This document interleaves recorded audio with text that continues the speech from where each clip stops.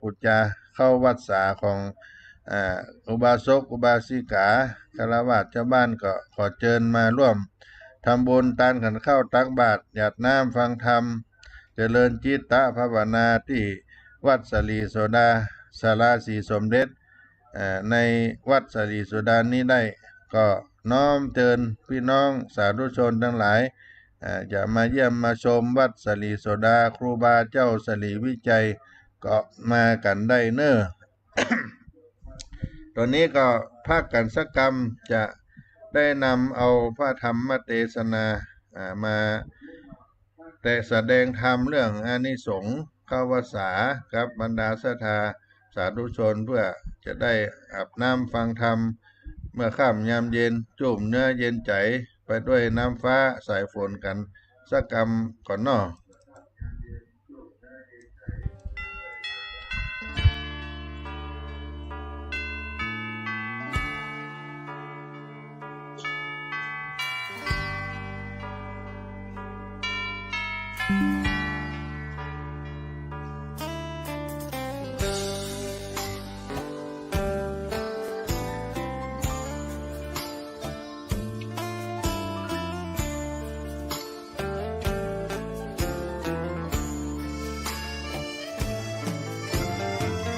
เชิญชวนทุกท่านเข้าวัดเข้าวา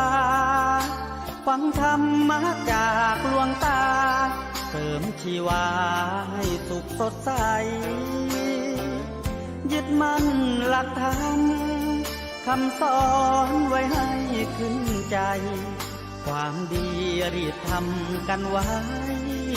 หญิงชายอย่าได้นายนี้เชิญชวนทุกท่านเข้าวัดเข้าวาทำบุญด้วยจิตศรัทธาบุญพาให้เราสุขีจะทำการใดนำใช้ในสิ่งดีทำบุญให้ทานวันนี้ไม่มีใครว่าใครชังสมัยก่อนประทับใจปู่ย่าตายายวันพระไม่เคยเบื่อหน่ายจำได้ไม่ลืมสักครั้งเหตุใดวันนี้มีคนเข้าวัดน้อยจังอยากให้เหมือนก่อนอีกครั้งฝากความหวังกับคนรุ่นใหม่เชิญชวนทุกท่านเข้าวัดเข้าวารับศีลรับพรหลวงตาเสริมคุณค่าให้กับจิตใจกระทำความดีเรื่องนี้ไม่ต้องอายใครว่างจากการงานเมื่อใดเชิญชวนท่านไปทำบุญ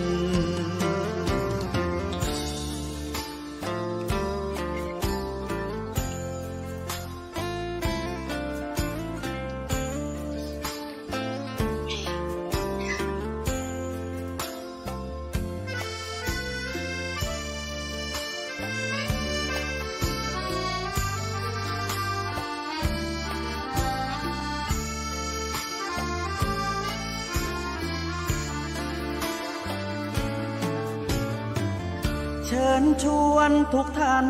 เข้าวัดเข้าวารับศีลรับพรหลวงตาเสริมคุณค่าให้กับจิตใจกระทำความดีเรื่องนี้ไม่ต้องอายใครว่างจากการงานเมื่อใดเชิญชวนท่านไปทำบุญกระทำความดีเรื่องนี้ไม่ต้องอายใครฝากเพลงเชิญชวนหญิงชายอย่าอายเรื่องการทำบุญ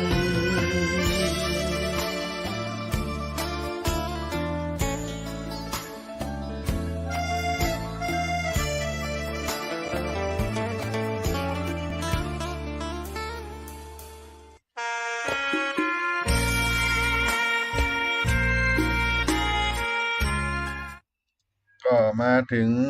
ช่วงที่2สาระธรรมยามเย็นของวัดสดีโสดาพระอารามหลวง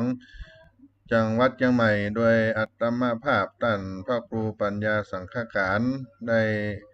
มาปะพบกับท่านพี่น้องคนฟังทั้งหลายในวันนี้เป็นวันเดือน10เหนือตุติยะท่วน2ออก14ค่ำเป็นวันแต่งวันดาวันโกนที่จะเตรียมในการทำบุญในด้านข้าวตอกดอกไม้ธูปเทียนในด้านอาหารภัตตาหารจะไปถวายทานในวันพรุ่งนี้วันนี้ก็จะถือโอกาสเอาพระธรรมเทศนาอานิสงส์เข้าวัดสาฉบับร้านพิญโยลำปูนตลาดกาดหนองดอกอำเภอเมืองลำปูนเปิ้นได้ปริวัติเป็นตัวไทยเอาเป็นพระธรรมเทศนาพื้นเมืองก็จะได้มาเทศนาโปรดปันพี่น้องท่านผู้ฟังในวันนี้วันจุ่มวันเย็นด้วยน้ำฟ้าสายฝนที่จะเข้าวัดสากับบรรดามหามุลศรัทธาพ่อออกไม่ออกศรัทธาทั้งหลายหน้าโอกาสนี้ก็เจิญได้ไหว้พระนบธรรมก่อนที่จะได้สดับรับฟังพระธรรมเทศนากันน้ออะระหังสัมมาสัมพุทโธภะคะวาพุทธังภะคะวันตังอภิวาเทมิสวากขาโตภะคะวะตาธัมโมธัมมังนะมัสสามิสุปฏิปันโนภะคะวะโตสาวกสังโฆสังฆังนะมามินะโมตัสสะภะคะวะโตอะระหะโตสัมมาสัมพุทธัสสะนะโมตัสสะภะคะวะโตอะระหะโตสัมมาสัมพุทธัสสะนะโมตัสสะภะคะวะโตอะระหะโตสัมมาสัมพุทธัสสะ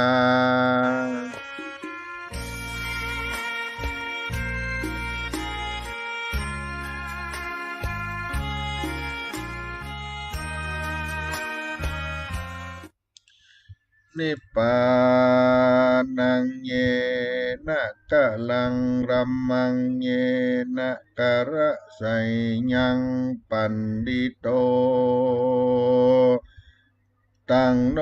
มักกังอุทิสิตุงธัมมะมุตตมังปัจจังอาราธนังกะโลมานะโมตัสสะภะคะวะโตอะระหะโตสัมมาสัมพุทธัสสะเอวัมเมสุตังเอกังสัมมัญญังหังกวาลาจังกะเหวิหารติเวรุวันเนกาลันทกานิวาเปตโคปันนาสัมมัญเยภะคะวาภิกขุนังวัสสาวาโสอาปัญญาโตโหติเตทะภิกขุหิมันตัมปิกิมหัมปิวัสสัมปิจาริกังจลันติทิสาทโว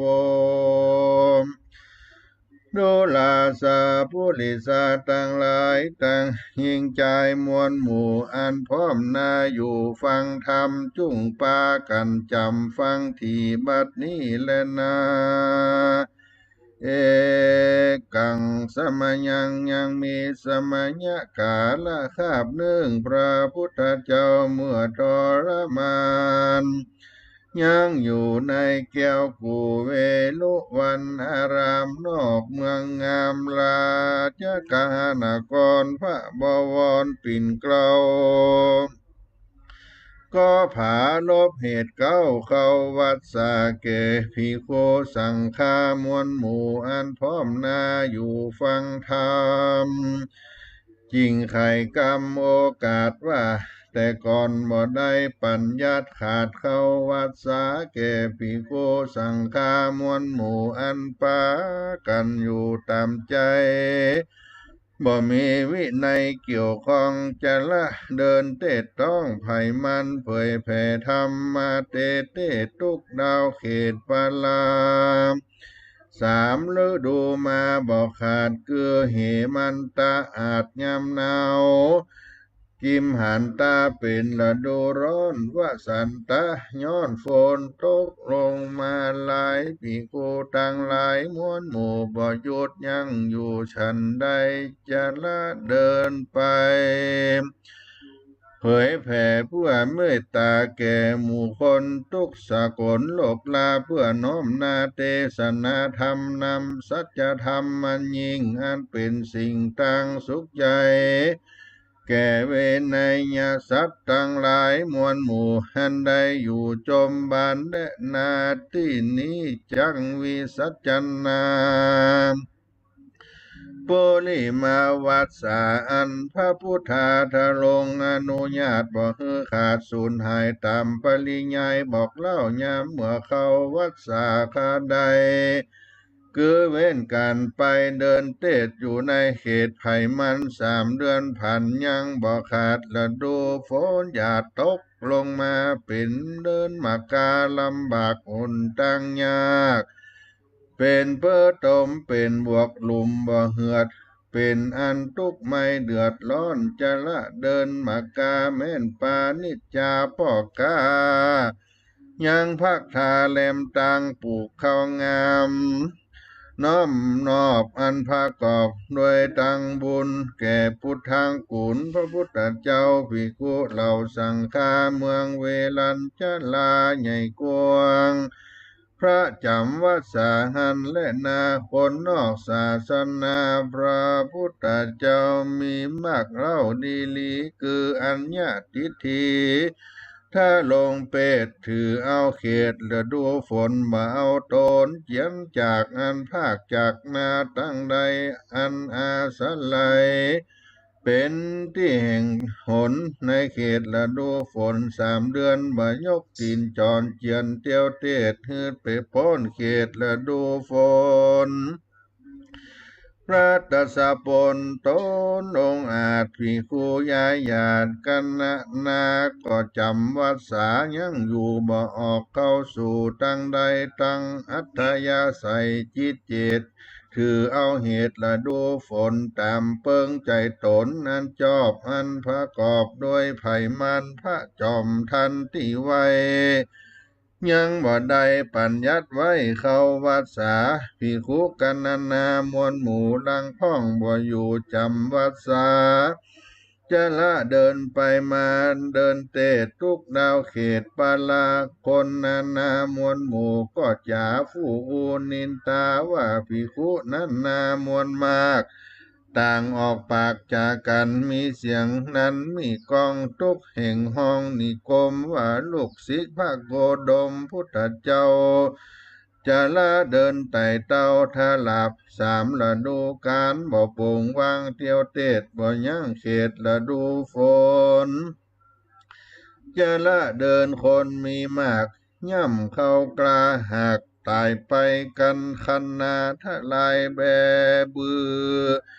บังเกิดเฮือเสียหายหมดแมงตายย้อนย่ำใส่ตนกายใหญ่น้อยงามดีเป็นผงทุลีเรียราดบ่สะอาดงามตา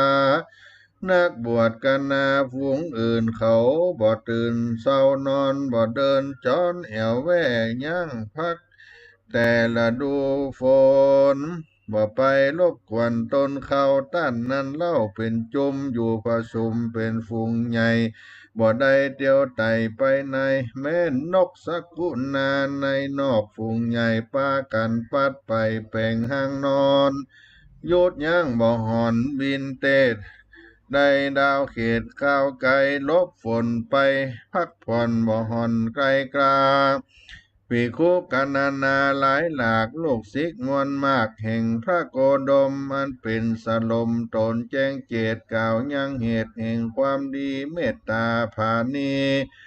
มีมากฉันใดหากจะละเดินไต่เต้าเจือนดาวเขตบ่สังเกตยังละดูฝนและน้ำ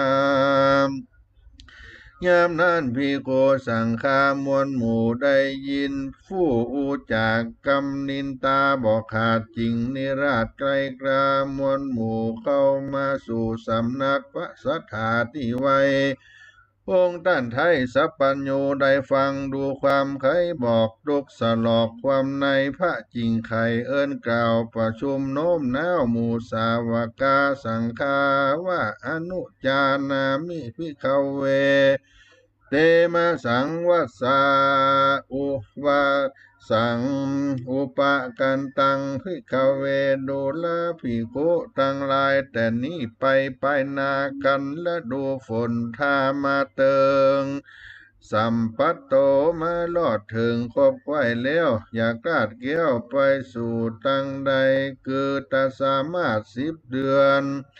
คือตาสามารถเดือน10ใส่แลม1 ค่ำพ่ำว่าเป็นวันปุริมะกาวัสสาปนาญิกาวัสสาตนปฐมาและเดือน11นาแลม1 ค่ำก็พ่ำว่าเป็นวันเขาวัดสาหลังมี2 พระการดังกล่าวนี้และนาอันว่าภิกขุทั้งหลายจงจำเอาไว้อย่าลาสาอย่าได้ไกลกาฮือวัดสาพุทธขาดปกครมไตรมาส3 เดือนจะกล่าวเตือนว่ามีโทษลวดต้องโสดอาบัติทุกกฎยกเว้นลดแต่มีเหตุอันสังเกตมีมาคือสัตว์นานาปกผ่าโจรอยู่ท่าคอยจริงผีศาจผีสิงอยู่ไกลไฟลุกไม่อารามสถานมีชนละทานน้ำใหญ่มาไหลไปท่วมเลลนเรือคัดสนลือคัดสนโดยปิ่นที่บาทลำบากขาดอาหารลือมียิงมานเกี่ยกล่อมมันเตียนย่อมจุหลอกโดยทรัพย์สินเป็นอาจินบ่ขาดเพื่อเฮือปางปาดพรหมจันทร์หรือพิษเถียงกันโตวาตะฟุ้งตื่นบ่ได้จื่นจมบาน6 ภาการดังกล่าวบอกจะละเดินออกไกลกลาวัดสานานั้นบอกขาดเราอนุญาตแก่ภิกขุและนาอันที่จำวัดสานา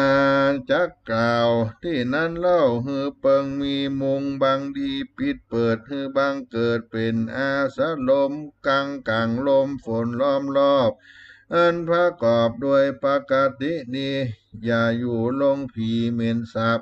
ตั้งตุ่มน้ำอาบบอมบังกวนอย่าอยู่มวนกวางต้นไม้ใหญ่บนข้าคบไม้สาขาอยู่ล่มพฤกษาไม้ใหญ่อันบ่ใจที่อาสาลมจักปาใจอารมณ์เฮือผิดแผกเฮือแตกแยกคอสังกาบ่ใจเสนาสนะอันควรอยู่อันเป็นเกี่ยวกูสงบใจอันแม่นจักเดินไปกับหัวต่างล้อเกวียนห่างหมากมีลายตั้งเหือปลายบนน้ำวัดสากำหันมาเติงฮือลำเปิงเกิดลอดกะตำใจสอดถึงฮือใดฮือใจมันอธิษฐานตั้งมันอธิษฐานสมาทานจำวัดสาตามบาทกาถาว่าอีทาวัดสังอุเปมิดังนี้อันเราจำวัดสานี้จักได้กล่าวจี้ฮือฟังอันยังมีต้นเหตุควรสังเกตมีหลายในวัดสาใดบอกขาดกิจจะหากยังมีก็อนุญาตดีมีเหตุคือสัตตาหะกรณียาวิเศษ7 ภาการคือรักษาพยาบาลพ่อแม่อันมีบุญคุณแก่ตนมาสหมิกามวลหมู่อันใดอยู่ร่วมสถานเพื่อไปวอนวานระงับเหตุระงับเปตลาสิขาหรือไปขอมาก่อสร้างสัมภาระแต่งห้างนานาปฏิสังขรณ์วัดวาที่อยู่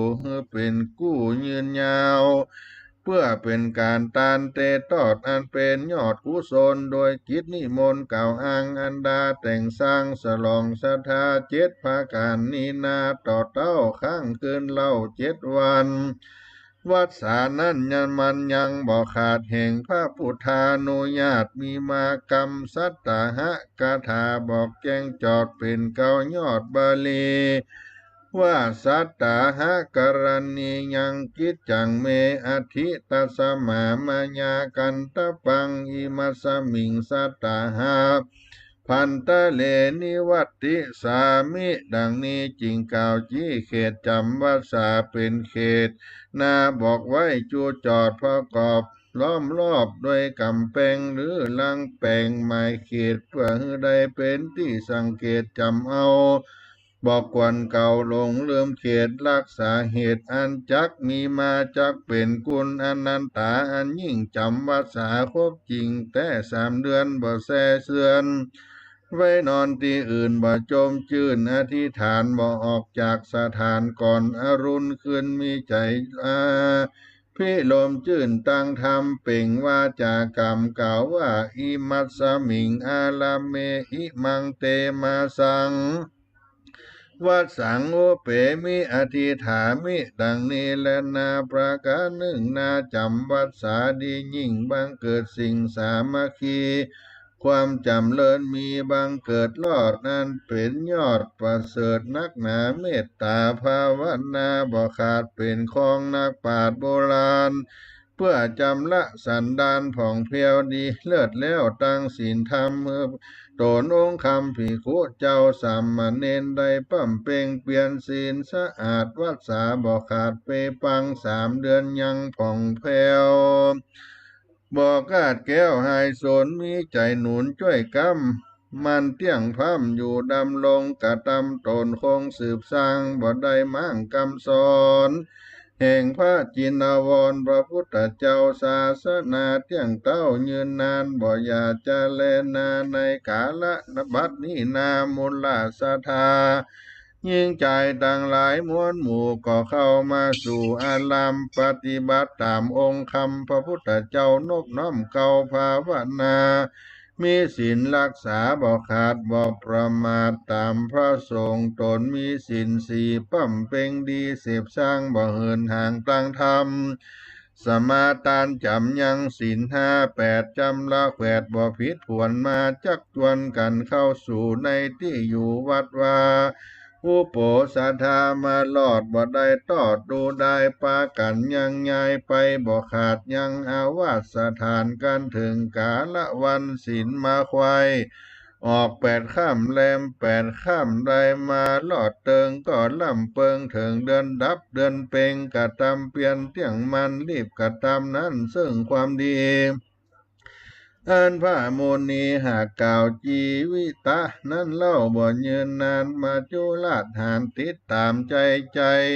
บ่หลีกเว้นใดสักวันยามทุกขังตามอนิจจังอนัตตาทั้ง3 สิ่งเป็นเจ้าแต่ยิ่งในตัว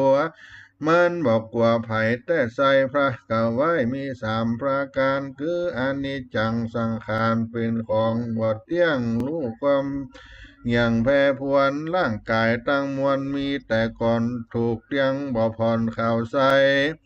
หูตาไว้ฟังที่หันลูกดีฐานัดใจฟังเสียงใสแจ่มแจ้งเป็นที่แสงเน้นใจโตนแม่นว่าตนดมกลิ่นรู้แจ้งศีลหอมเมน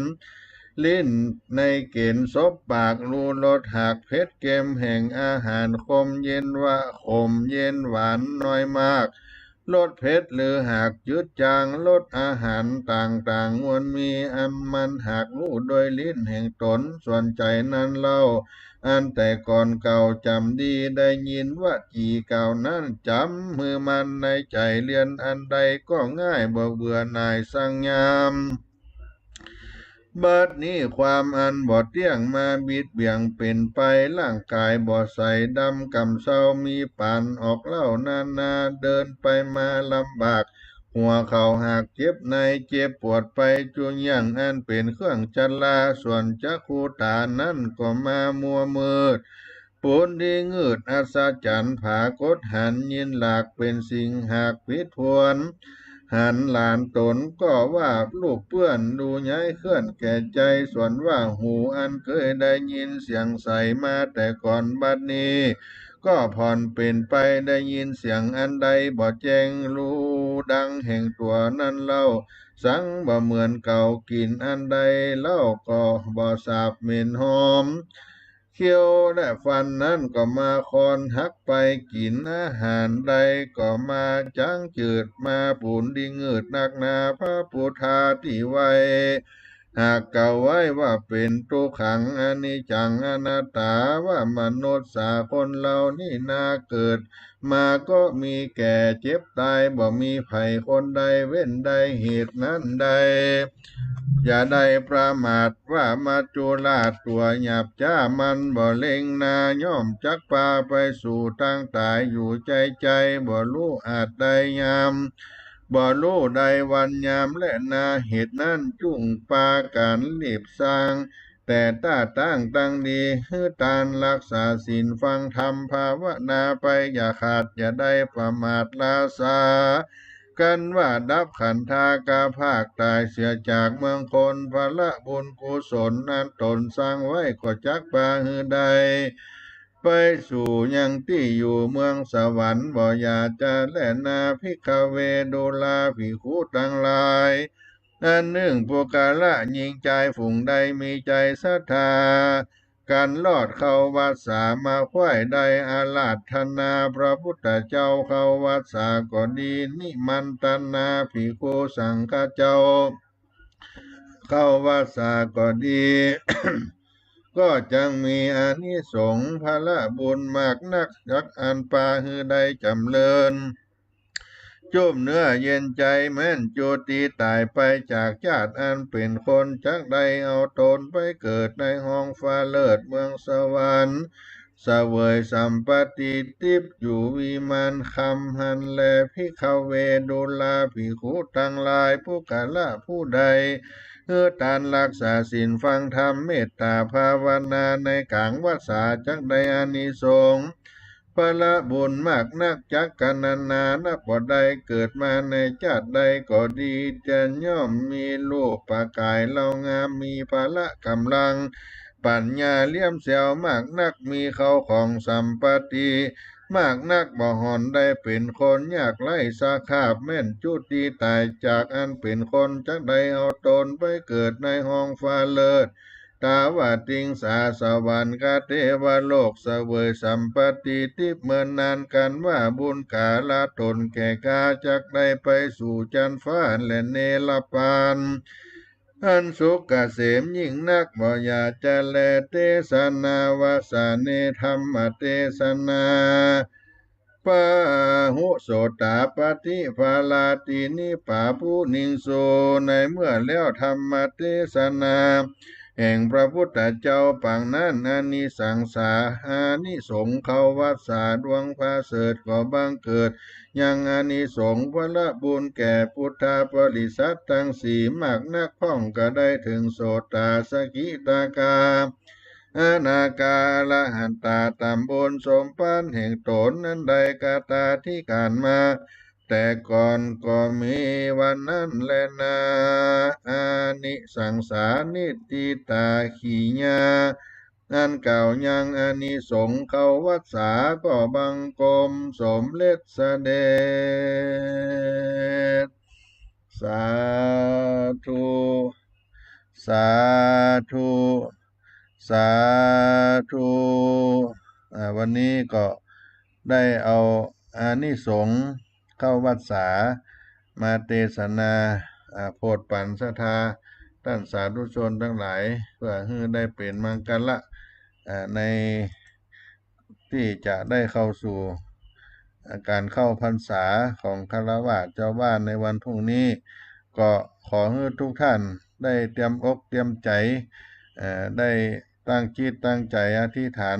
ในการบำเพ็ญเพียรบุญกุศลคือทานจำศีลภาวนาในช่วง3 เดือนตั้งแต่วันพรุ่งนี้เป็นต้นไปเป็นพระอานิสงส์ตามที่ได้ เทศนาธรรมมาในอานิสงส์เข้าวัดสา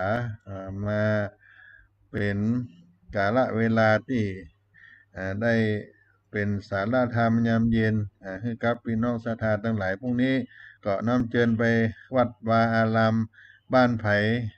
มีวัดประจำก็ไปหมู่บ้านประจำที่เฮาอยู่ในหมู่บ้านและท่านใดจะมาร่วมกินทานครับวัดสลีโสดาพระอารามหลวงก็มาได้ตั้งแต่เวลา6 โมงเป็นต้นไปในขวางแก้วอารามวัดสลีโสดาก็น้อมเชิญท่านทั้งหลายได้วันนี้ขอความผาสุกทศดีจงมีแก่พี่น้องท่านคนฟังทั้งหลายจุติสัพพัญญูพระพุทธสัพพัญญูพระพุทธเจ้ากันจุผู้ในคนจุ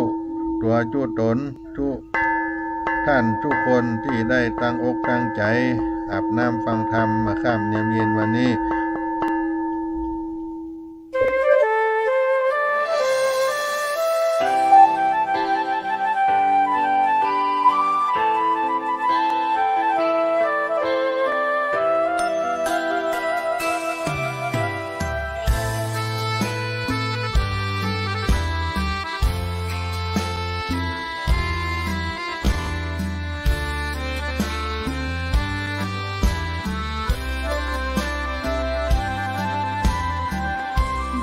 เกิดเป็นคนนั้นยากจริงนะ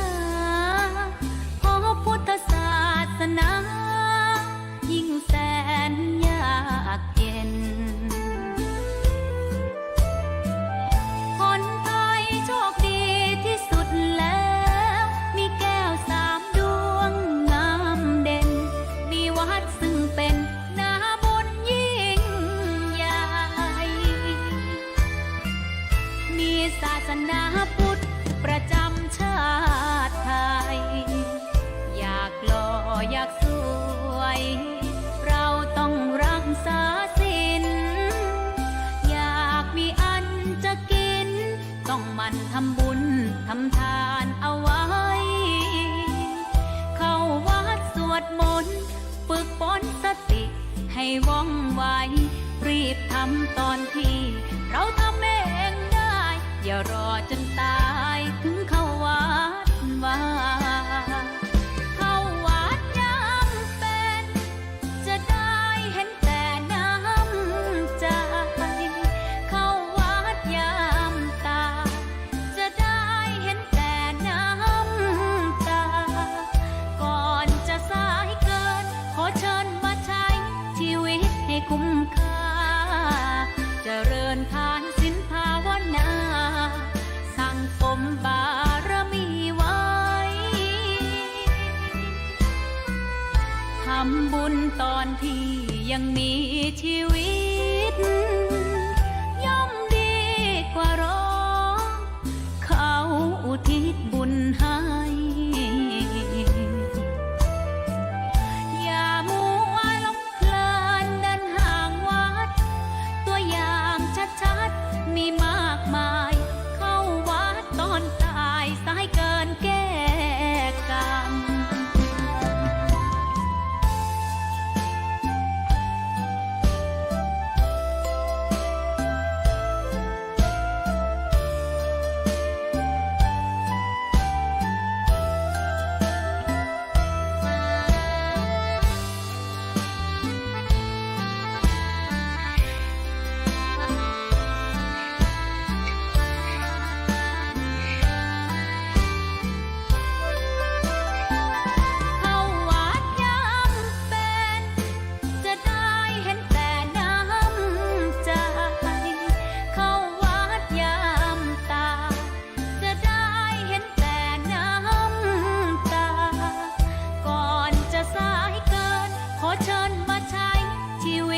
คุ้มค่า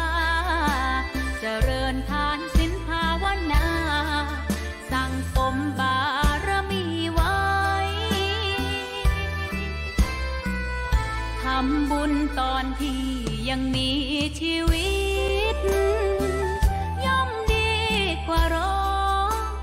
เขาอุทิศบุญให้มี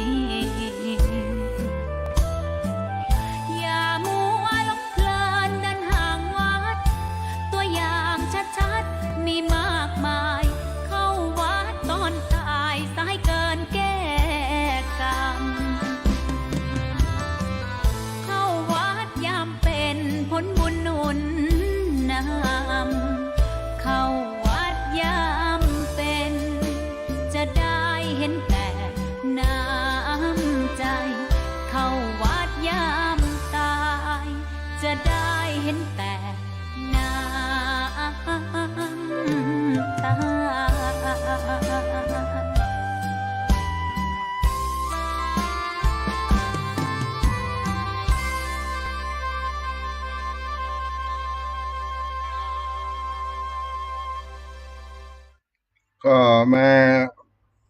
มาพบกันในสาระธรรมเสียงธรรมวัดสลีโสดาพระอารามหลวงจังหวัดเชียงใหม่ โดยอาตมาภาพท่านพระครูปัญญาสังฆการ หรือท่านพระครูพรหมินทร์ผู้ช่วยเจ้าอาวาสวัดสลีโสดา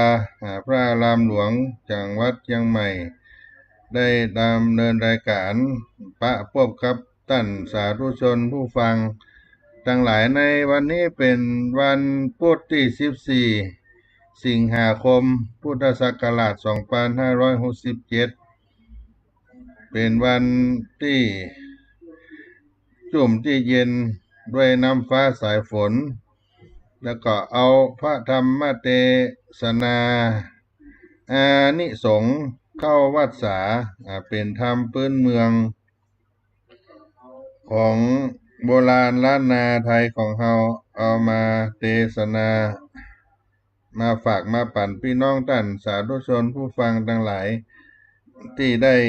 สดับรับฟังการเข้าวัดสาก็ล่วงเลยเข้ามาตั้งแต่เดือน10เพ็งเดือน11ออกมา8ค่ำในวันที่12ก็จะใกล้เดือน11เพ็งก็จะล่วงเลยเข้ามาได้เดือนหนึ่งแล้วการที่พระเจ้าพระสงฆ์ได้อยู่จำพรรษาในระยะเวลา3 เดือนเขาเรียกว่า ปุริมะพรรษาพรรษาต้นพรรษาแรกเริ่มตั้งแต่เดือน10เพ็งเป็นต้นมาของชาวบ้านแต่ว่าพระสงฆ์นั้นจะเข้าในเดือน10แรม1ค่ำเป็น10แรม1ค่ำจะไปถึงเดือนเกี่ยงเพ็งหรือว่าเดือน11ใต้เดือน11ออก15ค่ำเป็นการเข้าเป็นเดือนเกี่ยงเพ็งก็คือเดือน12แรม1ค่ำเดือน10ไปถึงเดือนเกี่ยงเพ็งเป็นวันมหาปวารณาออกพรรษานี่เป็นปุริมาพรรษาแล้วก็ปัจฉิมาพรรษาคือพรรษาหลังก็เปิ้นที่ต้องเดินทางไปไกลที่เป็นเหตุทุกวิสัยกลับมาเข้าพรรษาบัดตานเปิ้นก็ยังอนุญาตให้มาอธิษฐานเข้าพรรษาในพรรษาหลังพรรษาหลังก็คือวันแรม1ค่ำเดือน9ก็คือเดือน11เหนือที่จะมาถึงนี่แล้วก็จะไปออกพรรษาในเดือนยี่เพ็งเดือน12ใต้คืน15ค่ำแล้วก็ซึ่งเป็นวันหมดเขตการทอดกฐินนาตาลพอดีดังนั้นพระภิกษุที่เข้าพรรษาหลังคือปัจฉิมาพรรษาก็จึงมามีโอกาสได้รับกฐินแต่ก็ได้พรรษาอานิสงส์เข้าอยู่พรรษาเช่นเดียวกับปุริมาพรรษาเหมือนกันปุริมาพรรษาเป็นพรรษาต้นตั้งแต่เดือน10แรม1ค่ำไปถึงเดือนเกี่ยงเหนือออก15ค่ำหรือว่าเดือนเกี่ยงเพ็งก็เป็นช่วงระยะเวลา3 เดือนเช่นกันพรรษาหลังปัจฉิมาพรรษาก็ไปถึงเดือนยี่เพ็งแต่บ่ได้รับการทอดผ้ากฐินเพราะเป็นพรรษาหลังที่ได้เข้าอยู่จำพรรษาเป็นวันสุดท้ายของเขตเทศกาลการรับกฐินพอดีเพราะฉะนั้นพระภิกษุสังฆเจ้าได้อยู่เข้าพรรษาตามพระบรมพุทธานุญาตที่องค์สมเด็จพระสัมมาสัมพุทธเจ้าพระองค์ได้ภิกษุสังฆะได้เข้าอยู่จำพรรษาปัจจุบันนี้ก็ได้อยู่ในวัดวาอารามต่างๆแต่เมื่อครั้งพุทธกาลนั้นก็อยู่ในสถานที่ใดที่หนึ่งตลอด3 เดือนก็มีประวัติที่ได้ กล่าวถึงการเข้าพรรษาว่าที่ครั้งพระพุทธองค์ทรงประทับอยู่ที่พระเวรุวันเมืองราชคฤห์พอถึงฤดูฝนภิกษุส่วนใหญ่ก็อยู่ประจำที่เช่นเดียวกับนักบวชนอกอ่ากับนักบวชนอกพุทธศาสนาที่มักถือเป็นประเพณีปฏิบัติอยู่จำพรรษามาตั้งแต่ก่อนพุทธกาลปรากฏว่าก็มีภิกษุกลุ่มสัพพคีได้ปาบริวารจำนวน1,500 ลูกจะเรียกไปตามที่ต่างๆเนื่องจากตอนต้นพุทธกาลยังบ่มีพุทธานุญาตให้ภิกษุอยู่จำพรรษาทำให้ชาวบ้านปากันได้ท้วงติงติเตียนถึงการจาริกของต้านเพราะไปเหยียบเข้าก้าในต่งในนาเสียหายก็เมื่อหู้ถึงไปถึงองค์สมเด็จพระสัมมาสัมพุทธเจ้าก็จึงทรงรับสั่งให้ได้ประชุมสงฆ์แล้วพระองค์ก็ตรัสถามจนได้ข้อมูลความจริงจึงได้ทรงบัญญัติให้พระภิกษุอยู่จำพรรษาเป็นเวลา3 เดือนในฤดูฝนเพราะฉะนั้นเหตุที่พระพุทธองค์สมเด็จพระสัมมาสัมพุทธเจ้าทรงอนุญาตการจำพรรษาอยู่ณสถานที่ใดสถานที่หนึ่งตลอด3 เดือนแก่พระสงฆ์นั้นมีเหตุผลเพื่อให้พระสงฆ์ได้หยุดพักการจาริกเพื่อเผยแผ่พระพุทธศาสนาไปตามสถานที่ต่างๆซึ่งจะเป็นไปด้วยความยากลำบากในช่วงฤดูฝนเพื่อป้องกันความเสียหายจากการอาจจะไปเดินเหยียบย่ำธัญพืชของชาวบ้านที่ปลูกพืชพันธุ์ลงในฤดูฝนโดยเฉพาะอย่างยิ่งช่วงเวลาจำพรรษา3 เดือนนั่นก็เป็นช่วงเวลาและโอกาสสำคัญในรอบปีที่พระสงฆ์จะได้มาอยู่จำพรรษารวมกันภายในอาวาสหรือสถานที่ใดสถานที่หนึ่งเพื่อศึกษาพระธรรมวินัยจากพระสงฆ์ที่ทรงความรู้ได้แลกเปลี่ยนประสบการณ์สร้างความสามัคคีในหมู่คณะสงฆ์เป็นสามัคคีด้วยในหมู่สงฆ์ในวันเข้าพรรษาช่วงฤดูพรรษาการตลอด3 เดือนพุทธศาสนิกชนก็ได้ถือโอกาสได้บำเพ็ญกุศลเข้าวัดทำบุญใส่บาตรอาบน้ำฟังธรรมซึ่งเป็นสิ่งที่พิเศษจากวันสำคัญอื่นๆและก็มีการถวายหลอดไฟเครื่องไฟฟ้าก็ดีในปัจจุบันที่ทดแทนการถวายเทียนเข้าพรรษาที่ได้ให้เกิดประโยชน์กับวัดวาอารามในยุคปัจจุบันมีตึงผ้าวสิกะสาดกผ้าอาบน้ำฝนแก่พระสงฆ์ที่อยู่จำพรรษาใช้สำหรับการอยู่จำพรรษาโดยในอดีตนั้นชายไทยที่เป็นพุทธศาสนิกชนเมื่ออายุครบ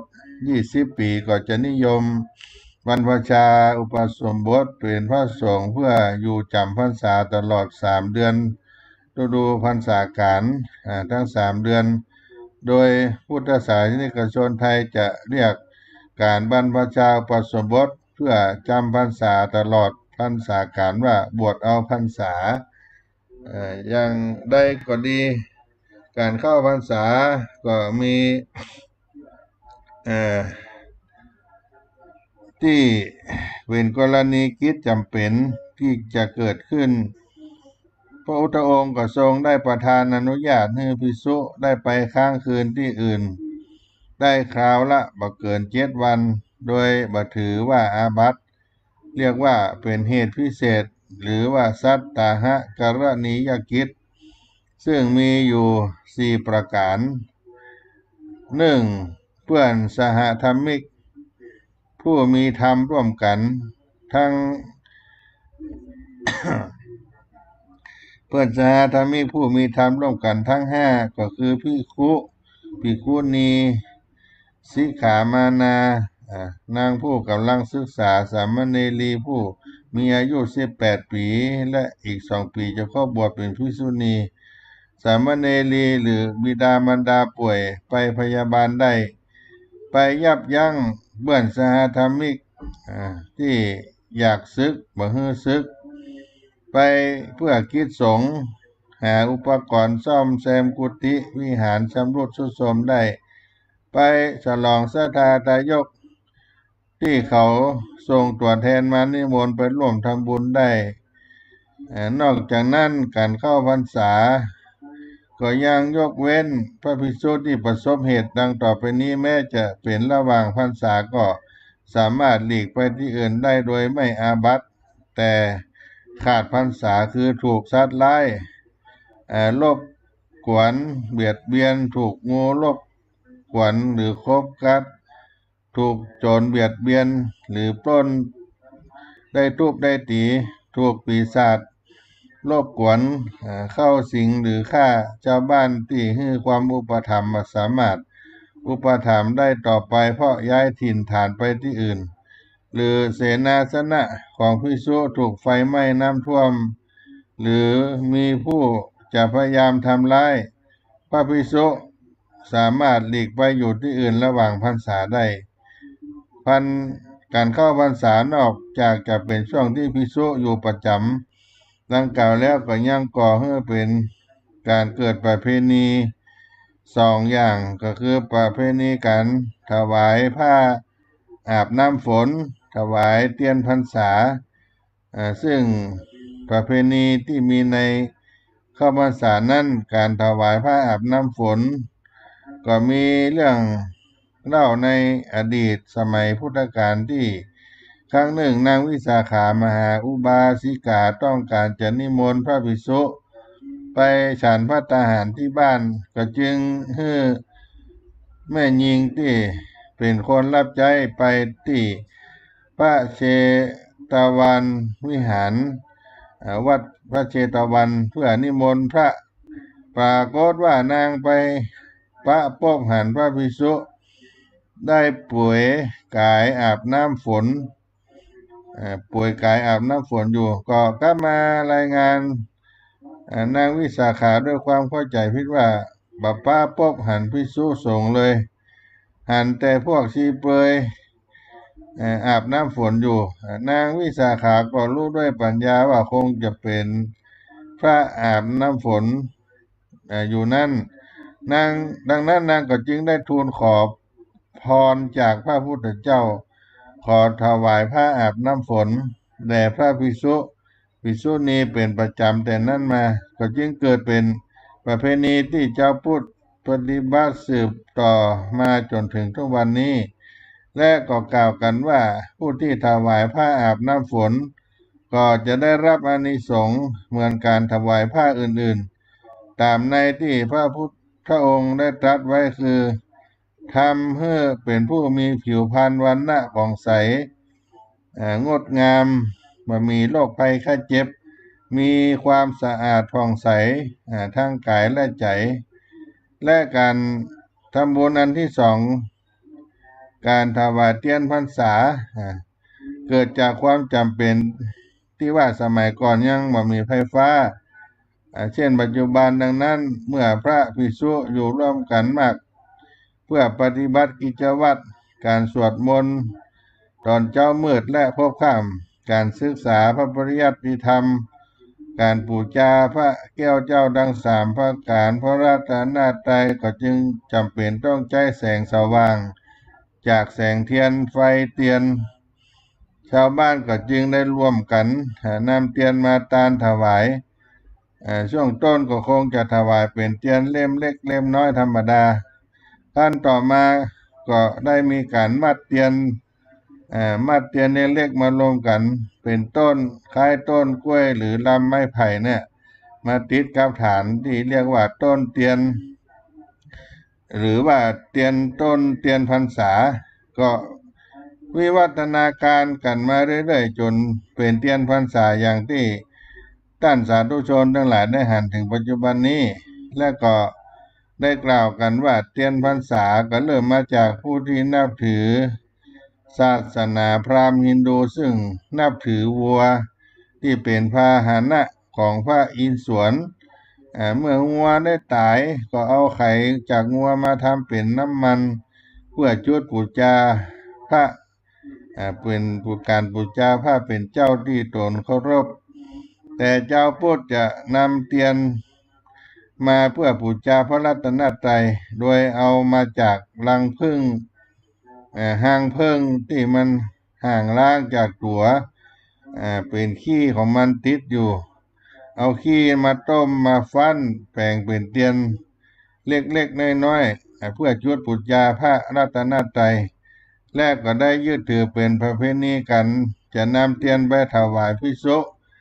ในช่วงเข้าพรรษาเพื่อปรารถนาให้ตนได้มีสติปัญญาเฉลียวฉลาดดุจดั่งแสงสว่างของแสงเทียนและอันหนึ่งนั่นการที่ภิกษุจำนวนมากอยู่จำพรรษาถึง3 เดือนนี้ก็นับเป็นโอกาสเหมาะที่จะได้ศึกษาเล่าเรียนพระธรรมวินัยประพฤติปฏิบัติธรรมกับพระเถระที่เป็นอุปัชฌาย์อาจารย์อย่างเต็มที่ในขณะเดียวกันก็เป็นโอกาสให้พุทธศาสนิกชนได้บำเพ็ญกุศลทำบุญตักบาตรรักษาศีลสวดมนต์ฟังธรรมเจริญเมตตาภาวนาตลอดจนไปศึกษาหาความรู้กับพระภิกษุซึ่งต่อมาก็เกิดเป็นประเพณีนิยมที่ให้ลูกให้หลานไปบวชเรียนในช่วงเข้าพรรษาเป็นประเพณีนี้เกิดมาเพื่อให้ได้ศึกษาพระธรรมคำสอนขององค์สมเด็จพระสัมมาสัมพุทธเจ้าและได้ฝึกฝนตนเองให้ได้ศึกษาธรรมนี่ก็เป็นประเพณีการบวชเข้าพรรษามาจนถึงทุกวันนี้สำหรับปัจจุบันนี้ได้มีพุทธศาสนิกชนเป็นจำนวนมากที่ถือเอาวันเข้าพรรษาเป็นวันสำรวจพฤติกรรมตนเองที่ผ่านมาและก็ตั้งจิตอธิษฐานที่จะลดละเลิกสิ่งเป็นอบายมุขต่างๆนานาในช่วงเข้าพรรษา3 เดือนโดยใช้เป็นช่วงที่ได้กระทำความดีเป็นระยะเวลาที่ยาวนานเพียงพอสำหรับการตั้งจิตตั้งใจ3 เดือนสร้างเสริมคุณลักษณะที่พึงประสงค์ให้เกิดขึ้นมีอานิสงส์ถ้าเมื่อตนเองครอบครัวสังคมเกิดความสุขสงบร่มเย็นเกิดขึ้นในการเข้าพรรษานั้นในประเทศไทยพระภิกษุส่วนใหญ่ก็จะจำพรรษาในช่วง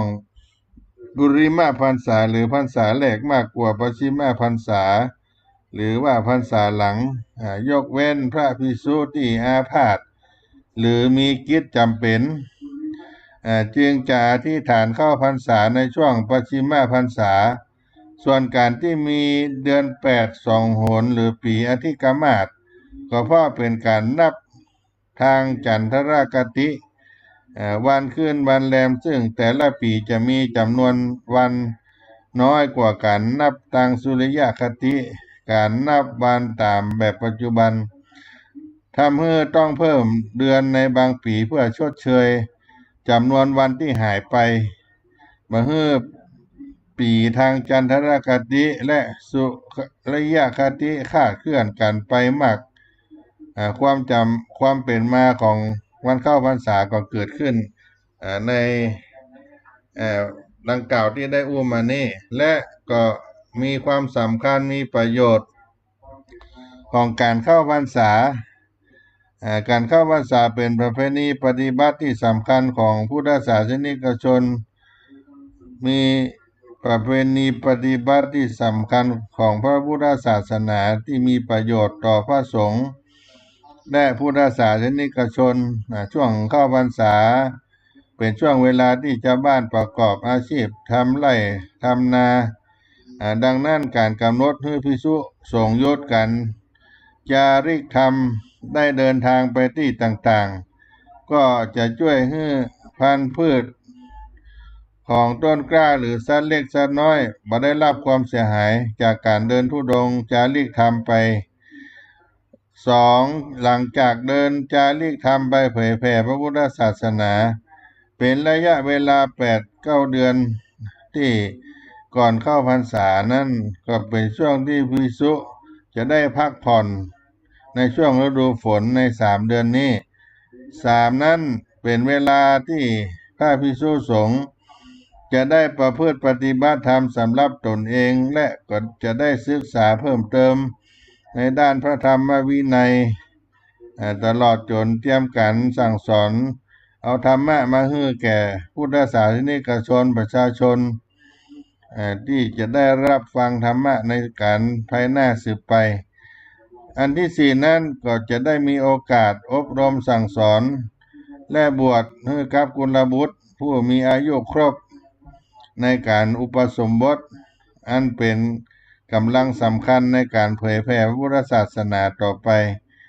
ข้อที่5นั้นเพื่อให้พุทธศาสนิกชนได้มีโอกาสบำเพ็ญกุศลเป็นการพิเศษเช่นการทำบุญตักบาตรการหล่อเทียนพรรษาถวายผ้าอาบน้ำฝนได้รักษาศีลเจริญ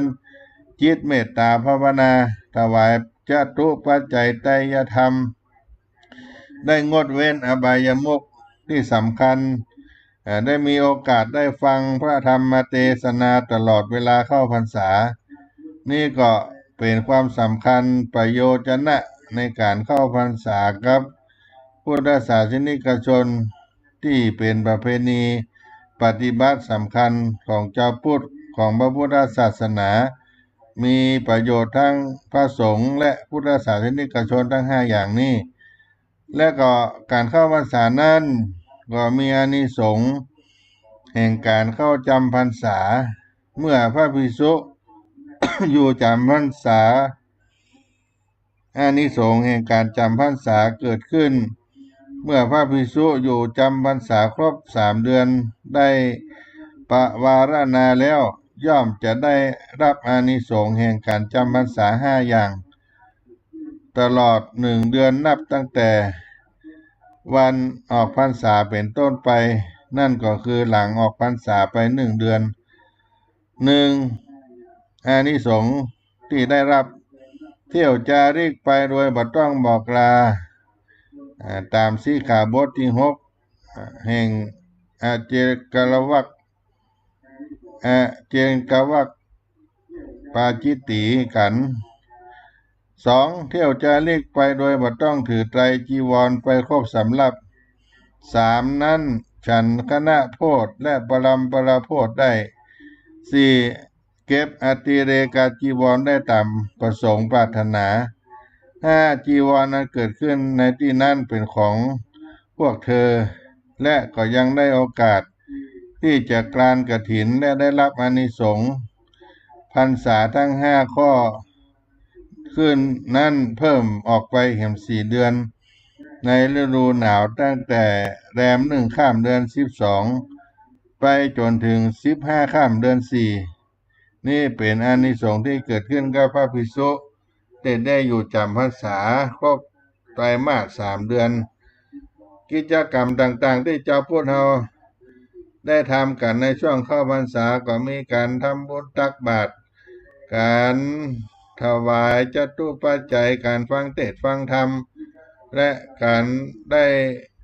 สมาทานรักษาศีลงดเว้นอบายมุขได้เจริญ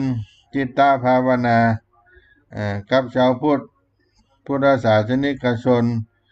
ที่ได้ประพฤติปฏิบัติได้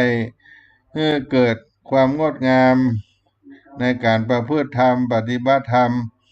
ชำระจิตใจให้ได้ใสสะอาดได้อยู่ใกล้พุทธศาสนาใกล้พระรัตนตรัยได้มีความจุ่มเนื้อเย็นใจยิ่งขึ้นเพราะฉะนั้นการเข้าพรรษานานาต่างๆก็มีการยกเว้นจำเป็นที่ได้กล่าวไว้ว่า แม้การเข้าพรรษาถือเป็นการปฏิบัติสำหรับพระสงฆ์โดยตรง ที่จะละเว้นมาได้เพราะว่ากรณีใดๆก็ตามแต่ว่าในการจำพรรษาของพระสงฆ์ในระหว่างพรรษานั้นอาจจะมีกรณีจำเป็นบางอย่างทำให้ภิกษุผู้จำพรรษาต้องออกจากสถานที่จำพรรษาไปค้างคืนที่อื่นพระพุทธองค์ก็ทรงอนุญาตให้ท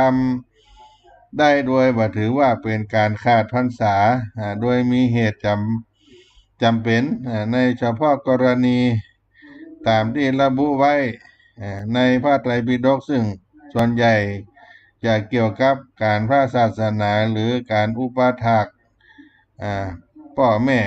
แต่ทั้งนี้ก็จะต้องกลับมาภายใน7 วันบ่เกิน7 วันถ้าออกนอกที่จำพรรษาล่วงวัน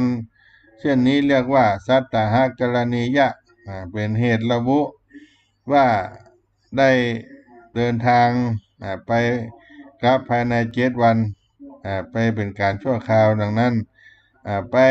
รักษาพยาบาลหาอาหารภิกษุพ่อแม่ที่เจ็บป่วยเป็นต้นและไประงับพระภิกษุสามเณรที่จะศึกมาฮื้อศึกไปเพื่อกิจธุระของสงฆ์ในการทำสังฆกรรมก็ดีการหาอุปกรณ์มาบูรณะซ่อมแซมกุฏิวิหารก็ดีอันที่สี่ทายกทายิกาเปิดนิมนต์ไปทำบุญก็ไปฉลองศรัทธาทายกได้เฮือการนับศีลฟังธรรมเทศนา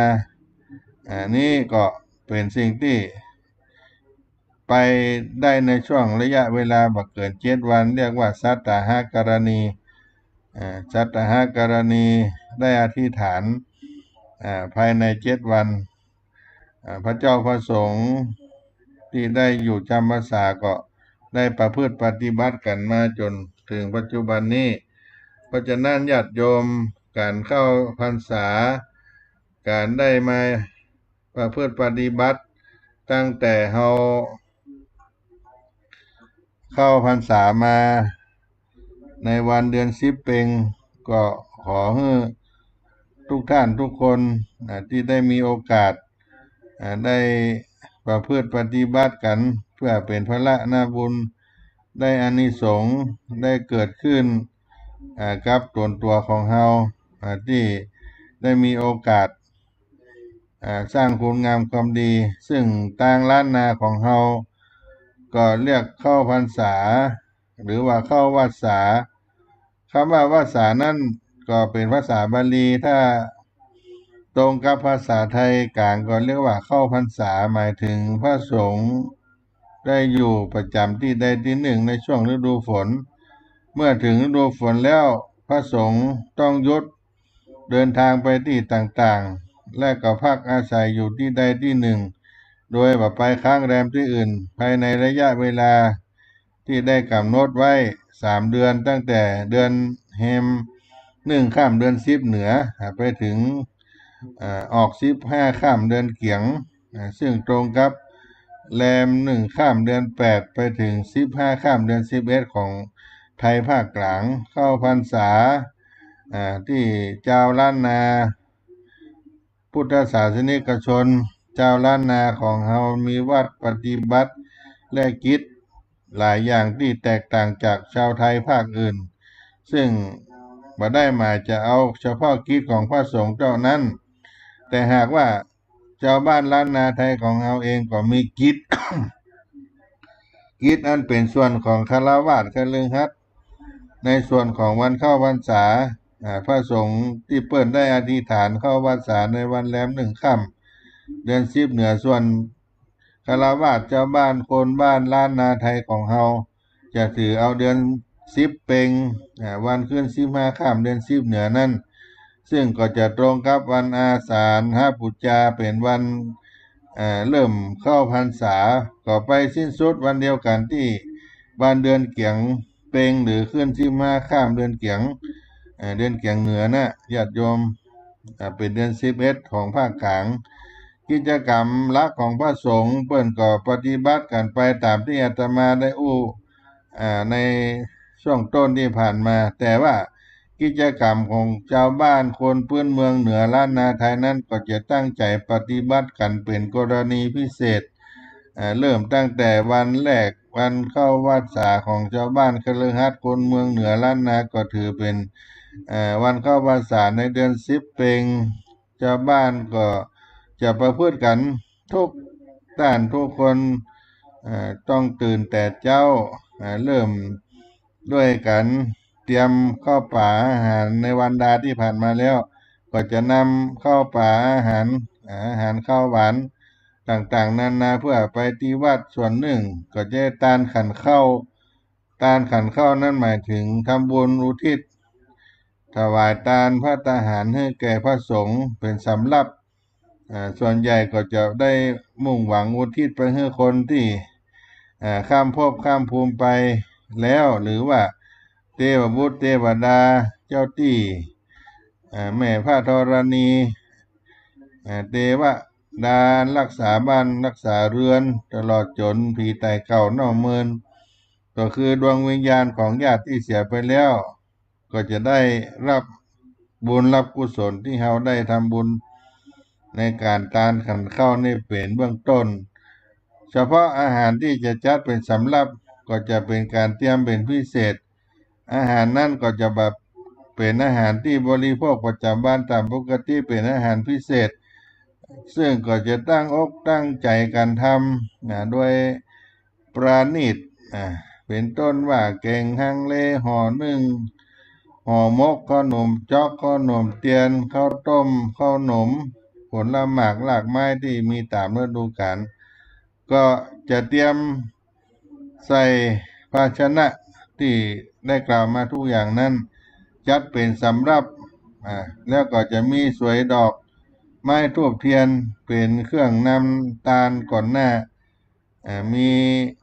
น้ำดื่มก็ดีเป็นเครื่องตาลขันเข้าอันนี้ก็จะเอาไปถวายไปประเคนระบุชื่อผู้ถวายทานและจุดประสงค์การทานจะไปทานเพื่อไผ่อย่างใดที่ได้กล่าวไว้ทานเพื่อผู้ที่ตายไปเพื่อเทวบุตรเทวดาแม่ธรณีเจ้ากรรมนายเวรสรรพสัตว์อันนี้ก็จะต้องระบุไว้เปิ้นก็จะได้เอาเส้นสลากเส้นป้ายชื่อเจ้าภาพวัตถุประสงค์ตาลนะเอาไปให้พระสงฆ์เปิ้นจะให้ปอนเป็นการปอนตาลขันเข้าอนุโมทนาเป็นโวหารจะได้กล่าวชื่อเจ้าภาพวัตถุประสงค์ตาลแล้วก็ขวายมานั่นก็จะทำบุญถวายทานตักบาตรใส่บาตรขันเข้าอาหารแก่พระสงฆ์แล้วก็จะได้ถวายภัตตาหารให้แก่พระเจ้าพระสงฆ์สำหรับบางที่ก็จะมีการต้านขันเข้าให้กับคนเฒ่าคนแก่ที่อาวุโสในหมู่บ้านเพื่อแสดงความกตัญญูกตเวทิตธรรมและจะไปขอโจกขอพรเป็นสิริมังคละกับตนกับตัวหลังจากได้กินข้าวงายแล้วออกเดินทางมาจากวัดวาอารามใส่บาตรหยาดน้ำแล้วจากนั้นตอนบ่ายก็จะพากันไปฟังธรรมกินข้าวตอนแล้วบ่ายโมงก็ไปจุรวมกันที่วัดเริ่มอาบน้ำฟังธรรมเทศนาธรรมเป็นธรรมข่าวธรรมบรรยายก็แล้วแต่ในปัจจุบันนี้บางวัดก็ยังรักษาธรรมเป็นธรรมข่าวรัตนะมณีกุมารทำข้าวเรื่องจันตคาปูจีเรื่องเตโจยาโมกะเรื่องวรวงศ์หงอามาตย์กะเรื่องเจ้าหงหินอะไรต่างๆเหล่านี้ก็จะเทศเป็นวันละผูกสองผูกตามธรรมที่จะได้ตกกันให้พระสงฆ์สามเณรเปิ้นได้แสดงธรรมในช่วงภาคบ่ายบางวัดที่อาจจะเสริมมาเป็นธรรมบรรยายก็มีก็แล้วแต่ว่าพระสงฆ์เจ้าบุญจะจัดแล้วก็กิจกรรมในการเข้าพรรษานี่จะดูเคร่งครัดสำหรับฆราวาสชาวบ้านและยึดถือเป็นพิเศษรักษาศีล บางวัดก็นอนวัดรักษาศีล5ศีล8อุโบสถศีลทำวัดเจ้าทำวัดเย็นเจริญจิตภาวนาศึกษาธรรมช่วงระยะในวัน8ค่ำ15ค่ำวันธรรมสวนะวันศีลน้อยศีลใหญ่นี่ก็เป็นกิจกรรมที่เกิดขึ้นในช่วงเข้าพรรษาและบุญเข้าพรรษานั่นเป็นพลานิสงส์อันยิ่งใหญ่ของคนเมืองเหนือล้านนาของเฮาตลอดระยะเวลา3 เดือนจะประพฤติปฏิบัติที่ดีที่งามบ่นอกลู่นอกทางกองศีลกองธรรมและก็จะบ่ได้จัดการกินแขกแต่งงานบ่มีการเลี้ยงเหล้าเลี้ยงยากันในช่วงเข้าพรรษานี่ก็เป็นสิ่งที่ได้ประพฤติปฏิบัติกันมาจนถึงปัจจุบันนี้เข้าพรรษาเป็นวันเข้าสู่มรรคญาณตามคติของพระพุทธศาสนาเจ้าล้านนาคนเมืองเหนือก็จึงอยู่เย็นเป็นสุขสังคมก็ไร้ทุกข์เพราะอาศัยโอกาสเวลาที่บ่มเพาะคุณงามความดีกุศลกรรมอันดีอันงามต่อเนื่องกันมาสืบจนถึงปัจจุบันนี้ก็เป็นพระนาบุญที่เราได้ประพฤติปฏิบัติธรรมกันก็นำมามาจากกันให้กับพี่น้องท่านผู้ฟังทั้งหลายในเมื่อค่ำยามเย็นวันที่14สิงหาคม2567ตกเป็นวันพุธในเมื่อค่ำยามเย็นวันนี้ก็พักรับฟังคีตาธรรมเสียงธรรมจากวัดสลีโสดาพระอารามหลวงสักกรรมก่อนน้อ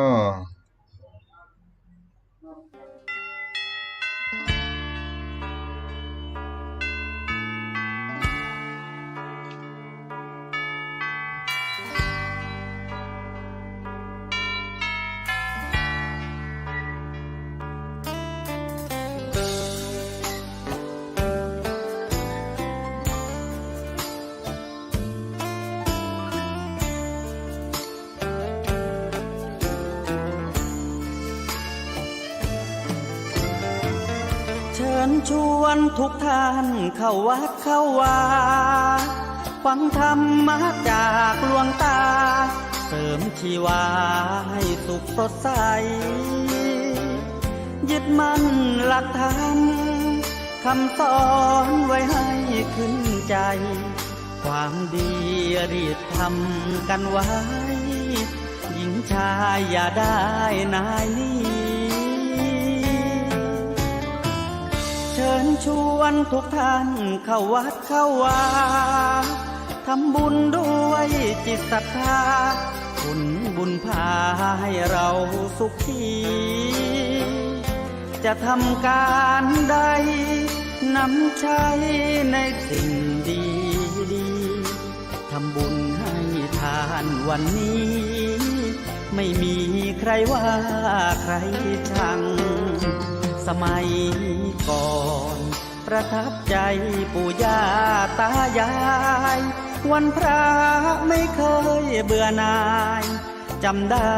ไม่ลืมสักครั้งเหตุใดวันนี้มีคนเข้าวัดน้อยจังอยากให้เหมือนก่อนอีกครั้งฝากความหวังกับคนรุ่นใหม่เชิญชวนทุกท่านเข้าวัดเข้าวารับศีลรับพรหลวงตาเสริมคุณค่าให้กับจิตใจกระทำความดีเรื่องนี้ไม่ต้องอายใครว่างจากการงานเมื่อใดเชิญชวนท่านไปทำบุญ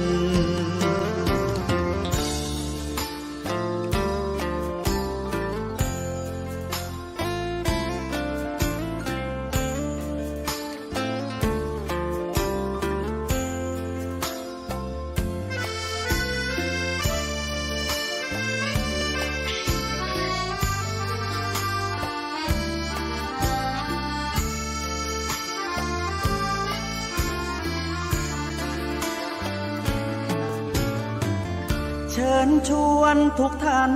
เข้าวัดเข้าวารับศีลรับพรหลวงตา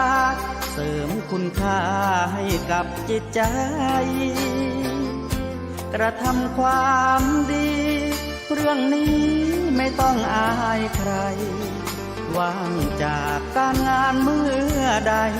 เชิญชวนท่านไปทำบุญ กระทำความดี เรื่องนี้ไม่ต้องอายใคร ฝากเพลงเชิญชวนหญิงชายอย่าอายเรื่องการทำบุญ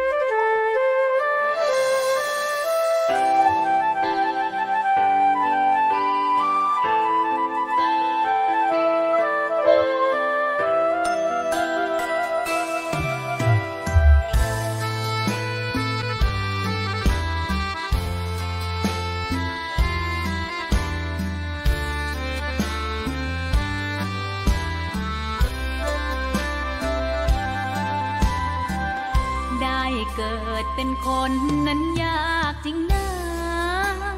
เพราะพุทธศาสนายิ่งแสนยากเย็นคนไทยโชคดีที่สุดแล้วมีแก้ว3 ดวงงามเด่นมีวัดซึ่งเป็นนาบุญยิ่งใหญ่มีศาสนาพุทธประจำชาติไทยอยากหล่ออยากสวยเราต้องรักษาศีลอยากมีอันจะกินต้องหมั่นทำบุญทำทานเอาไว้เข้าวัดสวดมนต์ฝึกฝนสติให้ว่องไวรีบทำตอนที่เราทำเองได้อย่ารอจนตายถึงเข้าวัดว่าเข้าวัดยามเป็นจะได้เห็นแต่น้ำใจเข้าวัดยามตายจะได้เห็นแต่น้ำตาก่อนจะสายเกินขอเชิญมาใช้ชีวิตให้คุ้มค่าเจริญทานศีลภาวนาสั่งสมบารมีไว้ทำบุญตอนที่ยังมีชีวิตย่อมดีกว่ารอเขาอุทิศบุญให้อย่ามัวหลงเพลินเดินห่างวัดตัวอย่างชัดๆมีมากมายเข้าวัดตอนตายสายเกินแก้กรรม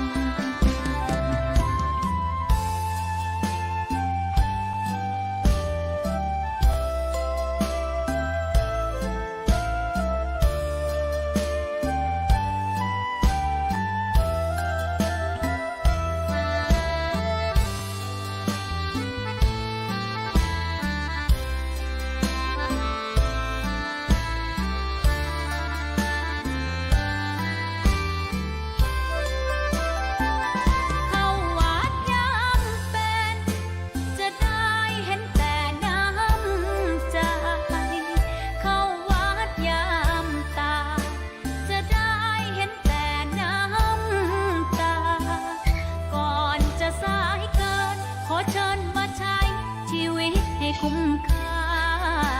เจริญทานศีลภาวนาสั่งสมบารมีไว้ท ำบุญตอนที่ยังมีชีวิตย่อมดีกว่ารอเขา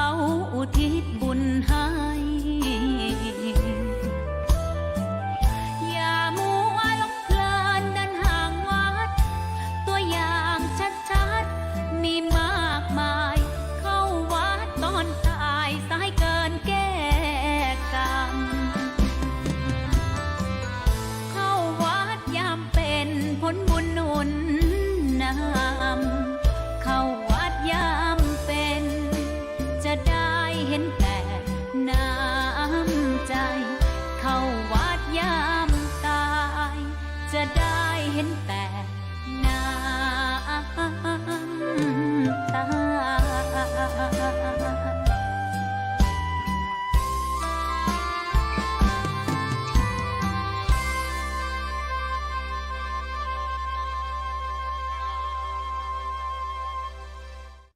ท่านสาธุชนพุทธบริษัททั้งหลายการเข้าพรรษาเฮาก็ได้ล่วงเลยเวลาเข้ามาเกือบจะ1 เดือนที่สำคัญที่เคยอู้ไปว่าการบวชในช่วงเข้าพรรษาหรือบวชจำพรรษาบวชเอาพรรษาบวชศึกษาธรรมที่เป็นประเพณีตามมาในการเข้าพรรษาก็มีกุลบุตรลูกหลานของเจ้าพูดของเฮาจะได้มีโอกาสศึกษาธรรมเป็นประเพณีนำเอามาบวชเข้าศึกษาในช่วง3 เดือนการบวชนั่นก็ได้เกิดอานิสงส์การศึกษาธรรม การได้เข้ามาสู่วัดวาอารามเข้าสู่ในร่มผ้ากาสาวพัสเมื่อบวชแล้วเรากล่าวถึงผลหรืออานิสงส์ของการบวชแล้วผู้บวชควรจะทำในใจให้ถึงผลของการบวชให้กว้างขวางออกไปเป็น3 ประการเป็นอย่างน้อยอานิสงส์ของการบวชนั้นย่อมมีมากมายกายของกว้างขวางเดือที่จะกล่าวให้ครบถ้วนเป็นรายละเอียดได้แต่เฮาประมวลเข้าด้วยกันนั่นแล้วก็จำแนกออกเป็นประเภทใหญ่ๆก็มีอยู่3 ประเภท 1. อานิสงส์ที่จะพึงได้แก่ตัวผู้บวชเอง 2. อานิสงส์ที่จะพึงได้แก่ผู้อื่นมีมารดาบิดาเป็นต้น 3. อานิสงส์ที่จะพึงได้แก่พระพุทธศาสนารวมกันที่ได้จำแนกเป็นประเภทใหญ่ๆนั่นก็ได้อยู่3 ประเภทที่ได้กล่าวมานี้ สำหรับอานิสงส์ที่พึงได้แก่ผู้บวชนั้นโดยส่วนใหญ่ก็หมายถึงการพ้นไปของการเผาผลาญของไฟกิเลสไฟทุกข์หรือที่เรียกว่านิพพานที่เป็นที่ตั้งที่ปรารถนาหากบ่ได้ถึง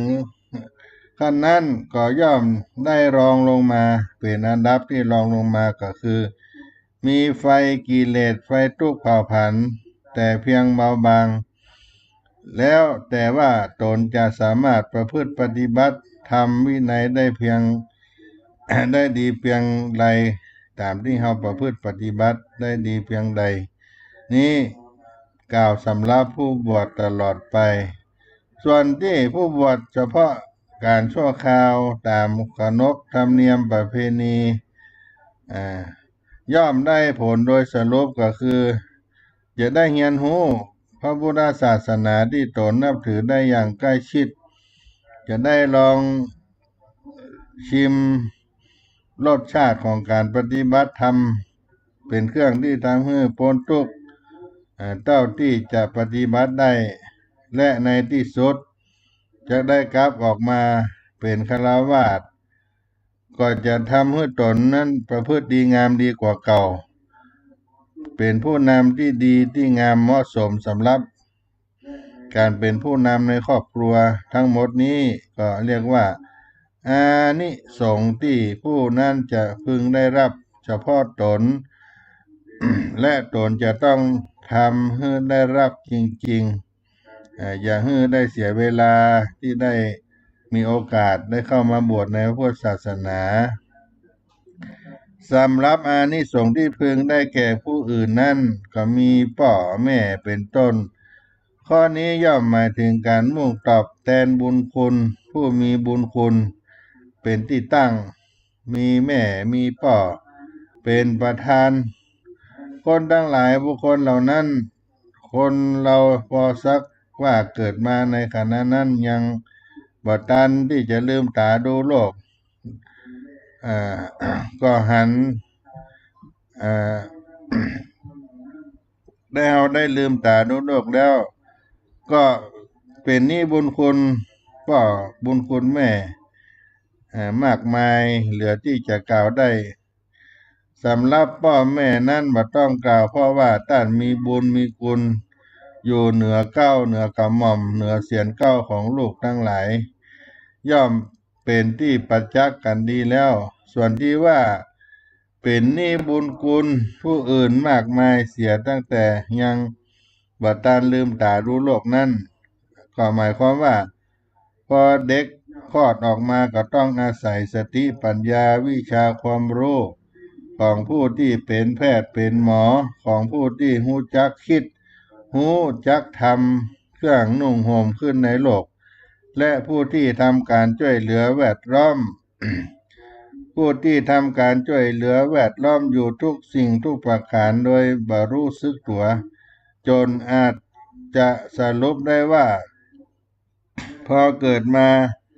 ก็เป็นหนี้บุญคุณคนทั้งโลกทีเดียว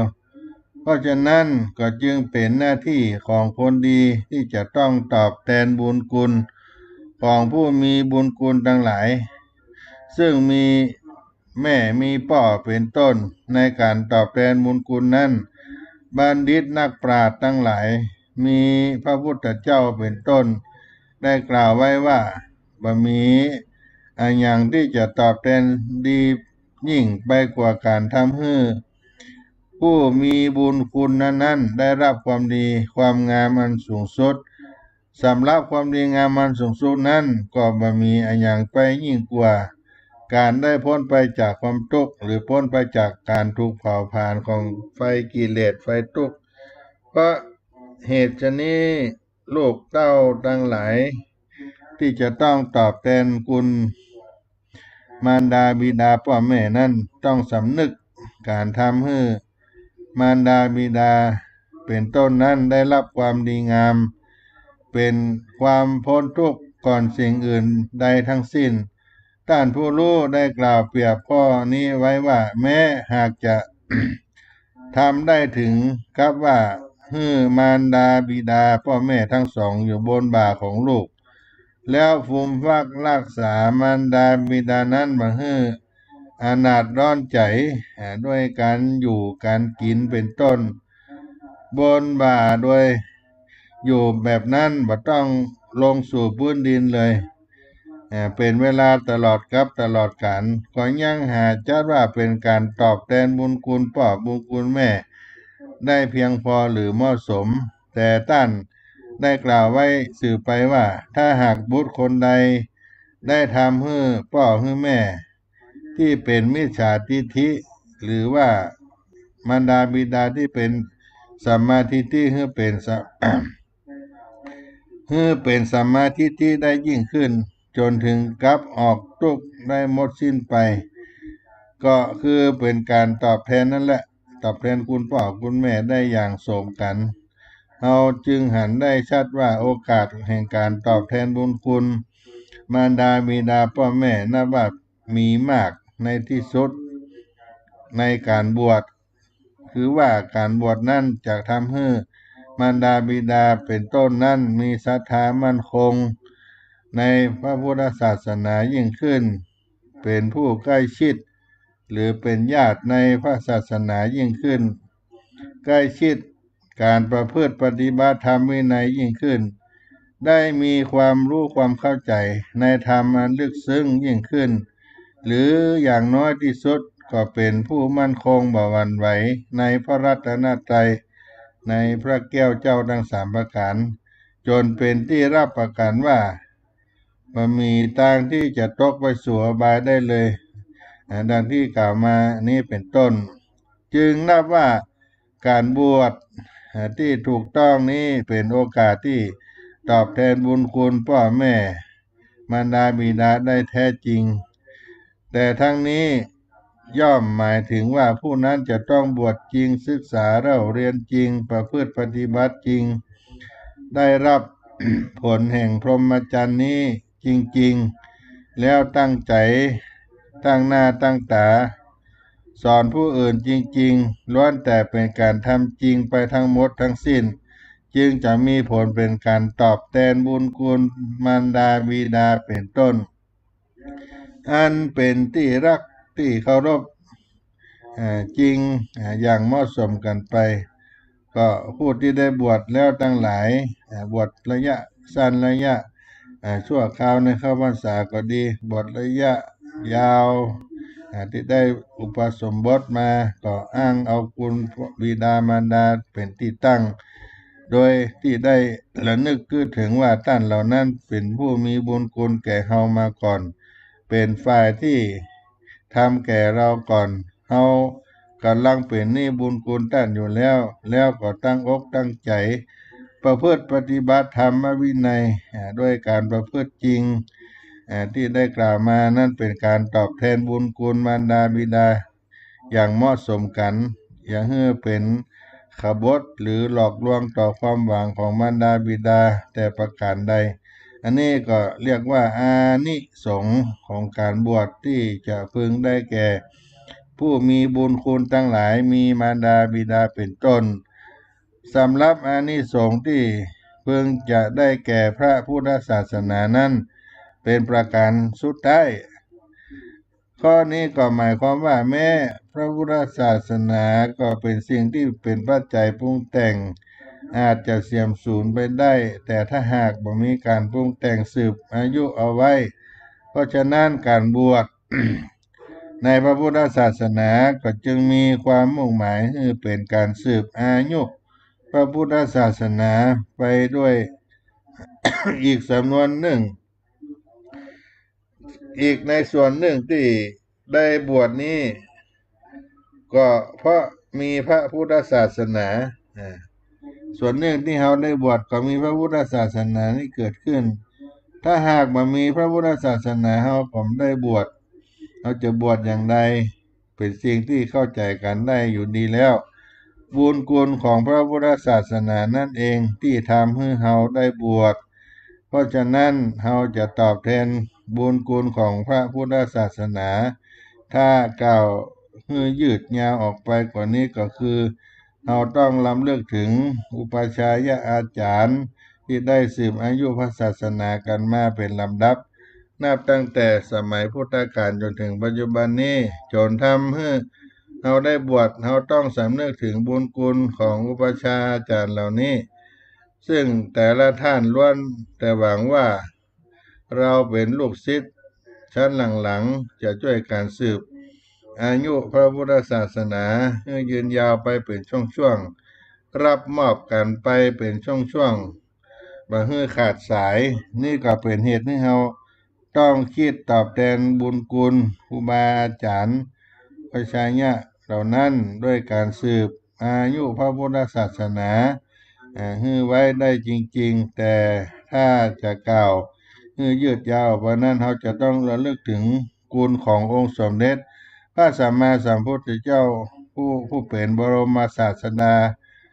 แห่งพระพุทธศาสนาผู้ให้กำเนิดพระพุทธศาสนาและก็ในข้อนี้ที่พุทธองค์ได้ทรงเสียสละบังหันแก่ความเหน็ดเหนื่อยยากลำบากในการปฏิฐานพระศาสนาพระพุทธศาสนาไว้ซึ่งเมื่อเขาได้ศึกษาประวัติอันประเสริฐของพุทธองค์แล้วเราจะหันได้ว่าพระพุทธองค์ทรงบักบั่นลำบากดักดำในการจะได้ตั้งประดิษฐาน การเผยแผ่พระพุทธศาสนานี้จนถ้าจะกล่าวด้วยโวหารธรรมดาก็กล่าวได้ว่าตายคาที่บนแผ่นดินกลางทางเดินที่โคนต้นไม้แห่งหนึ่งบ่ได้ตายบนกุฏิเหมือนเราท่านทั้งหลายที่อยู่กันในปัจจุบันโดยมากพระองค์ทรงมีความพยายามความหวังอย่างยิ่งที่จะประดิษฐานพระพุทธศาสนาให้มั่นคงในโลกนี้เพื่อเป็นประโยชน์แก่สัตว์ทั้งหลายรวมทั้งเฮาท่านทั้งหลายเพราะเหตุฉะนั้นเราจะต้องบากบั่นในการที่จะช่วยการสืบทอดอายุพระพุทธศาสนาให้สมกับตัวอย่างที่พระพุทธองค์ได้ทรงทำไว้และให้สมกับบุญคุณอันใหญ่หลวงที่พระพุทธองค์กระทำไว้แก่สัตว์โลกทั้งหลายรวมไปทั้งถึงเฮาท่านทั้งหลายที่ได้อยู่ปัจจุบันเพื่อจะเป็นการสืบอายุพระพุทธศาสนาได้อย่างสมจริงนั้นย่อมมีอยู่ทางเดียวเท่านั้นก็คือจะต้องได้บวชจริงศึกษาแล้วเรียนประพฤติปฏิบัติ ได้จริงจังได้รับผลของการบวชนี้จริงและก็พยายามสั่งสอนผู้อื่นได้สืบทอดกันไปด้วยความจริงที่ได้ห้ามได้เห็นมาจึงจะเป็นการสืบอายุพระพุทธศาสนาเป็นเครื่องปูชาคุณตอบแทนคุณแห่งองค์สมเด็จพระสัมมาสัมพุทธเจ้าเพราะฉะนั้นเราทั้งหลายก็ได้รำลึกถึงคุณแห่งพระพุทธองค์สมเด็จพระผู้มีพระภาคเจ้าถึงพระคุณของครูบาอาจารย์ที่ได้สืบทอดอายุพระพุทธศาสนาสืบต่อกันมาจนถึงเฮาท่านทั้งหลายปัจจุบันนี้รำลึกถึงคุณของพระพุทธศาสนาซึ่งเป็นเครื่องบำบัดความทุกข์ของสัตว์โลกได้จริงแล้วก็ตั้งหน้าตอบแทนคุณพระพุทธศาสนาอุปชัยอาจารย์ผู้มีพระคุณทั้งหลายอันมีสมเด็จพระสัมมาสัมพุทธเจ้าเป็นต้นด้วยการเรียนรู้ปฏิบัตินี่ก็เรียกว่าอานิสงส์การบวชจะพึงได้แก่พระพุทธศาสนาแก่ตัวเองและผู้ที่ ได้เป็นผู้ที่จะได้รับมีพ่อมีแม่ของเราเป็นต้นซึ่งจะได้พระพุทธศาสนานั้นมั่นคงยืนยาวแผ่ไปทุกที่ทุกทางทั่วโลกทั้งมนุษย์และเทวดาเป็นร่มโพล่มไทรคุ้มครองสิ่งมีชีวิตทั้งหลายให้เยือกเย็นอยู่ในใต้ร่มธรรมของพระพุทธศาสนาตลอดกาลอานิสงส์ได้แก่ผู้บวชเองอานิสงส์ได้แก่ผู้มีพระคุณมีพ่อมีแม่เป็นต้นอานิสงส์ได้แก่พระพุทธศาสนาเราย่อมหันได้ว่าเป็นการที่เราได้ประพฤติปฏิบัติเราจะต้องเสียสละ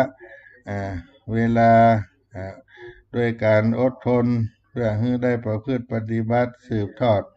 อายุพระพุทธศาสนาก็จะได้อานิสงส์ที่เรียกว่าการบวชในพระพุทธศาสนาที่เราได้เดินรอยตามองค์สมเด็จพระสัมมาสัมพุทธเจ้าเป็นการบวชที่ทำให้เกิดประโยชน์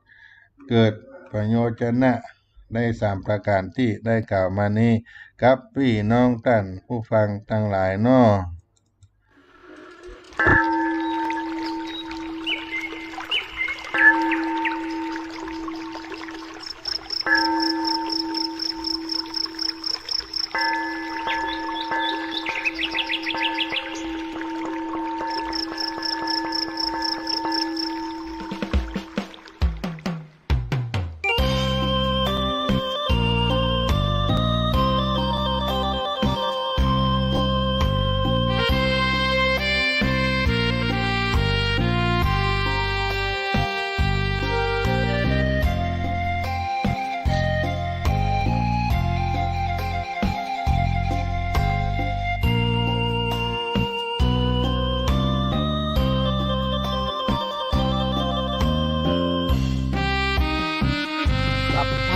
ทานังธรรมะ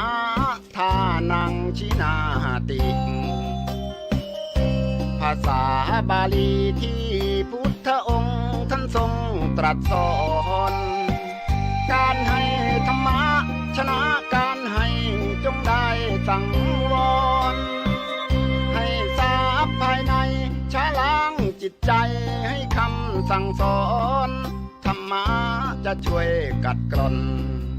นิวรณ์จะได้เบาบางสัพพะทานังธรรมะทานังชินาติได้ฟังคำนี้ท่านทรงบ่งชี้หนึ่งไม่มีสองให้ทำเป็นทานสารต่อปัญญานำพาแสงส่องแสงธรรมชี้นำถูกต้องรับรองท่านต้องสุขใจ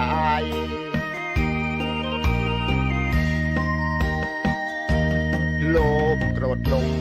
ปลงเสียบ้างมาสร้างกุศลอย่าหลงวังวนคิดสร้างกุศลผลบุญยิ่งใหญ่ร่ำรวยล้นฟ้าจำไว้เถิดว่าไม่ช้าต้องตายศีลธรรมชี้นำสุขใจยามตายจะได้หลับตา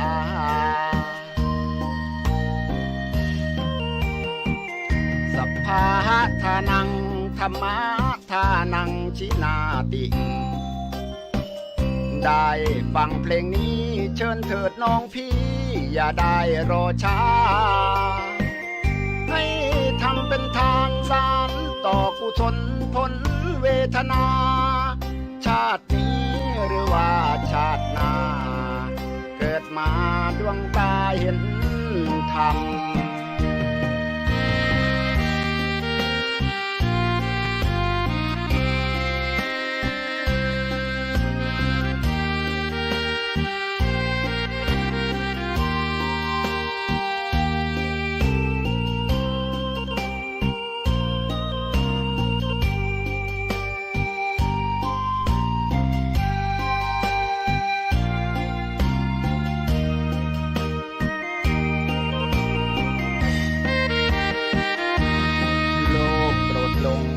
ลงเสียบ้างมาสร้างกุศลอย่าหลงวังวนคิดสร้างกุศลผลบุญยิ่งใหญ่ร่ำรวยล้นฟ้า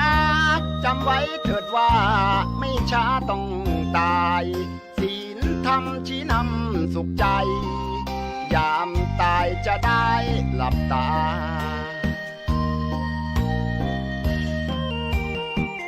สัพพะทานังธรรมะทานังชินาติได้ฟังเพลงนี้เชิญเถิดน้องพี่อย่าได้รอช้าให้ทำเป็นทานสารต่อกุศลผลเวทนาชาตินี้หรือว่าชาติหน้าเกิดมาดวงตาเห็นธรรม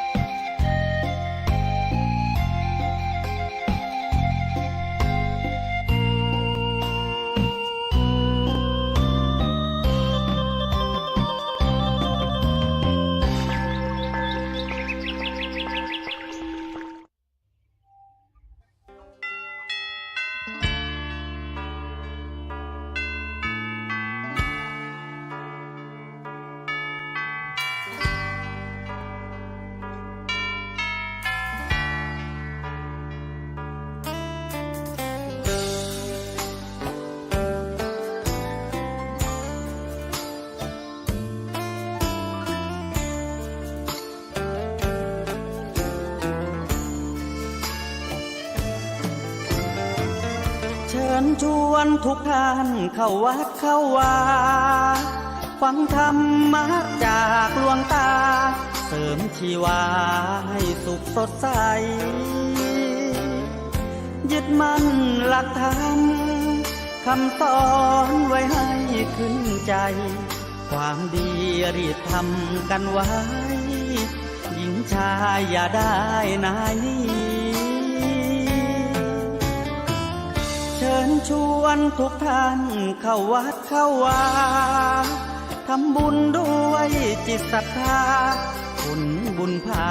ให้เราสุขีจะทำการใดนำใช้ในสิ่งดีดีทำบุญให้ทานวันนี้ ไม่มีใครว่าใครชังสมัยก่อนประทับใจปู่ย่าตายายวันพระไม่เคยเบื่อหน่ายจำได้ไม่ลืมสักครั้งเหตุใดวันนี้มีคนเข้าวัดน้อยจังอยากให้เหมือนก่อนอีกครั้งฝากความหวังกับคนรุ่นใหม่เชิญชวนทุกท่านเข้าวัดเข้าวารับศีลรับพรหลวงตา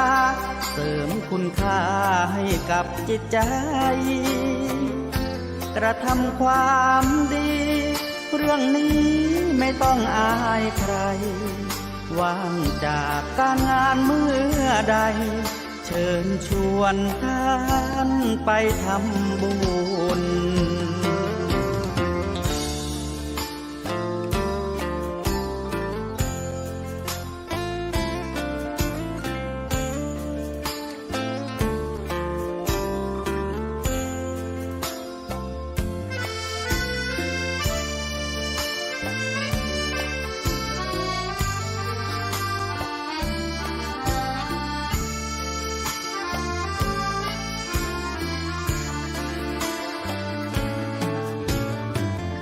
เชิญชวนทุกท่านเข้าวัดเข้าวารับศีลรับพรหลวงตาเสริมคุณค่าให้กับจิตใจกระทำความดีเรื่องนี้ไม่ต้องอายใครว่างจากการงานเมื่อใดเชิญชวนท่านไปทำบุญกระทำความดีเรื่องนี้ไม่ต้องอายใครฝากเพลงเชิญชวนหญิงชายอย่าอายเรื่องการทำบุญ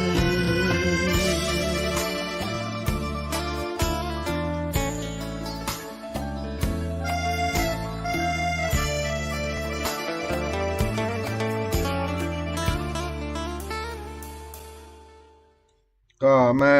ถึงช่วงท้ายรายการได้มาพบกับท่านสาธุชนคนฟังทั้งหลายใน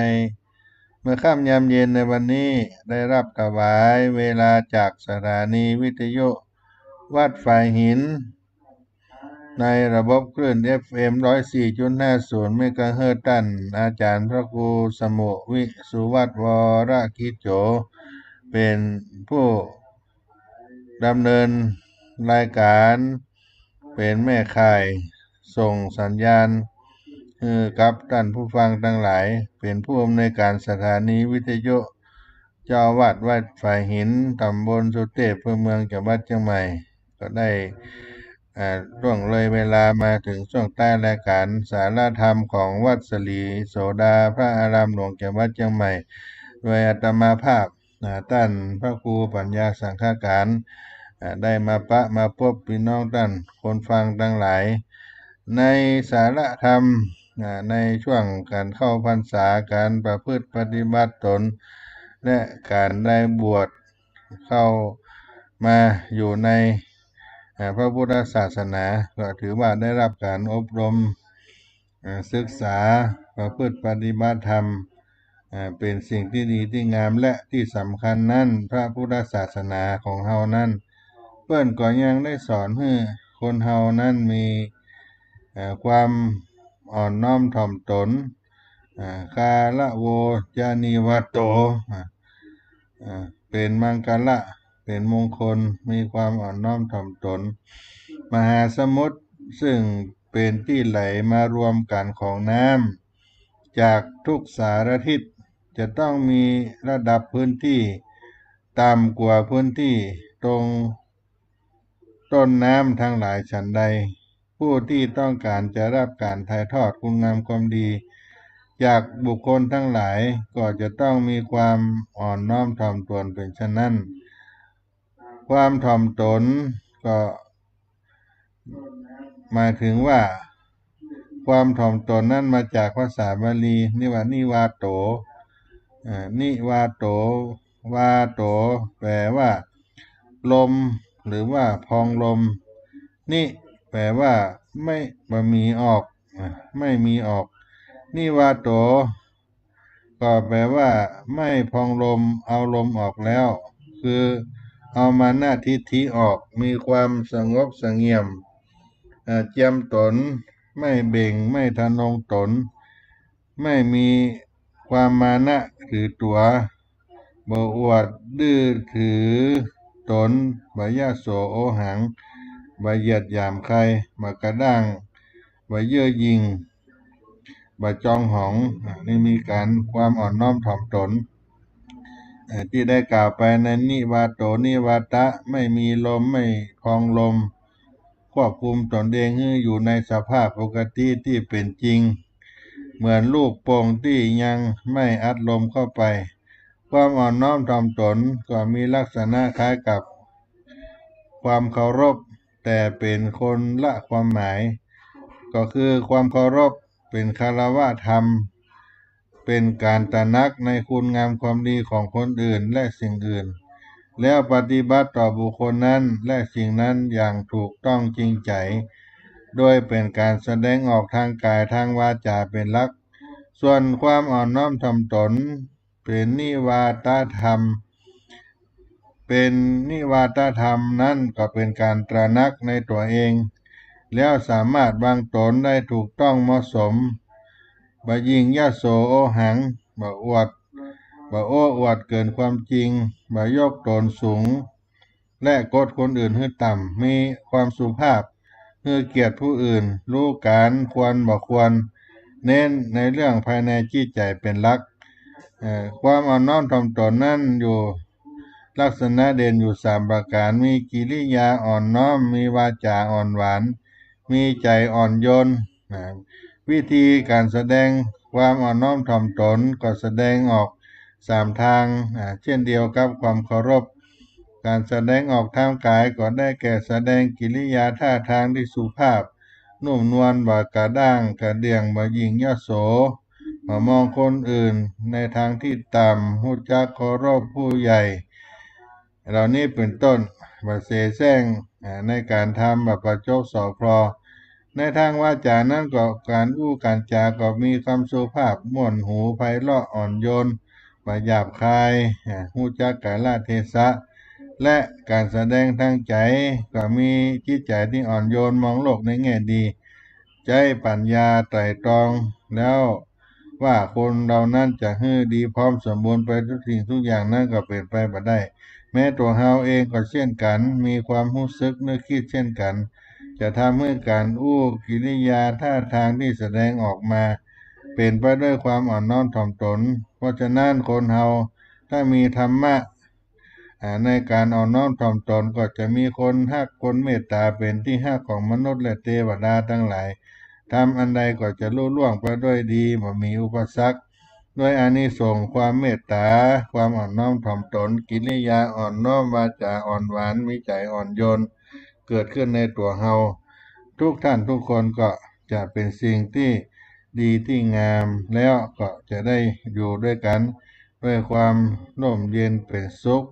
ในความอ่อนน้อมถ่อมตนนี้ก็นำเอามาปั่นฝากในใต้รายการกับท่านพี่น้องคนฟังทั้งหลายในวันนี้ที่ได้มี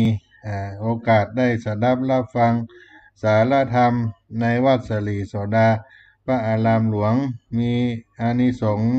ในการอ่อนน้อมถ่อมตนนั้นทำให้เป็นสุขบ่มีศัตรู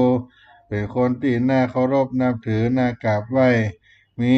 ความสามัคคีในหมู่คณะได้เปื้อนมิตรเกี่ยวสหายคำทำให้ได้สามารถถ่ายทอดคุณงามความดีให้กับคนอื่นได้ และก็เป็นที่เปิ้งแก่คนทั้งหลายทำให้บ่ประมาทในธรรมและที่สำคัญมีโอกาสได้บรรลุธรรมโดยง่ายผู้คนที่เป็นบัณฑิตพึงพร้อมด้วยศีลละเอียดมีปฏิภาณไหวพริบประพฤติการเอาน้อมถ่อมตนบักกระด้างเช่นนี้ก็ย่อมมีความสุขได้ลาภยศสรรเสริญเกิดขึ้นกับตัวเอง สุดท้ายนี้ก็ขอให้ทุกท่านทั้งหลายที่ได้สดับรับฟังธรรมะทางสถานีวิทยุวัดฝ่ายเห็นในคลื่นระบบ FM 104.5 ส่วนเมกะเฮิรตซ์ทุกท่านทุกคนเมื่อค่ำยามเย็นก็พักผ่อนกินข้าวแรงแล้วก็พูดจากันในครอบในครัวก่อนจะรับจะนอนก็ไหว้พระสวดมนต์หรือบางท่านก็ไหว้พระสวดมนต์เมื่อค่ำยามเย็นผ่านไปแล้วไหว้พระทุกเช้าทุกเย็นก่อนนอนก็อยู่เย็นเป็นสุขรับเป็นสุขตื่นเป็นสุขกันทั่วหน้าสุขีตีคาอายุมันยืนยาวกันจุผู้ในคนยัตตาโลธรรมาวัฏันโตอายุวันโนสุขังปะลัง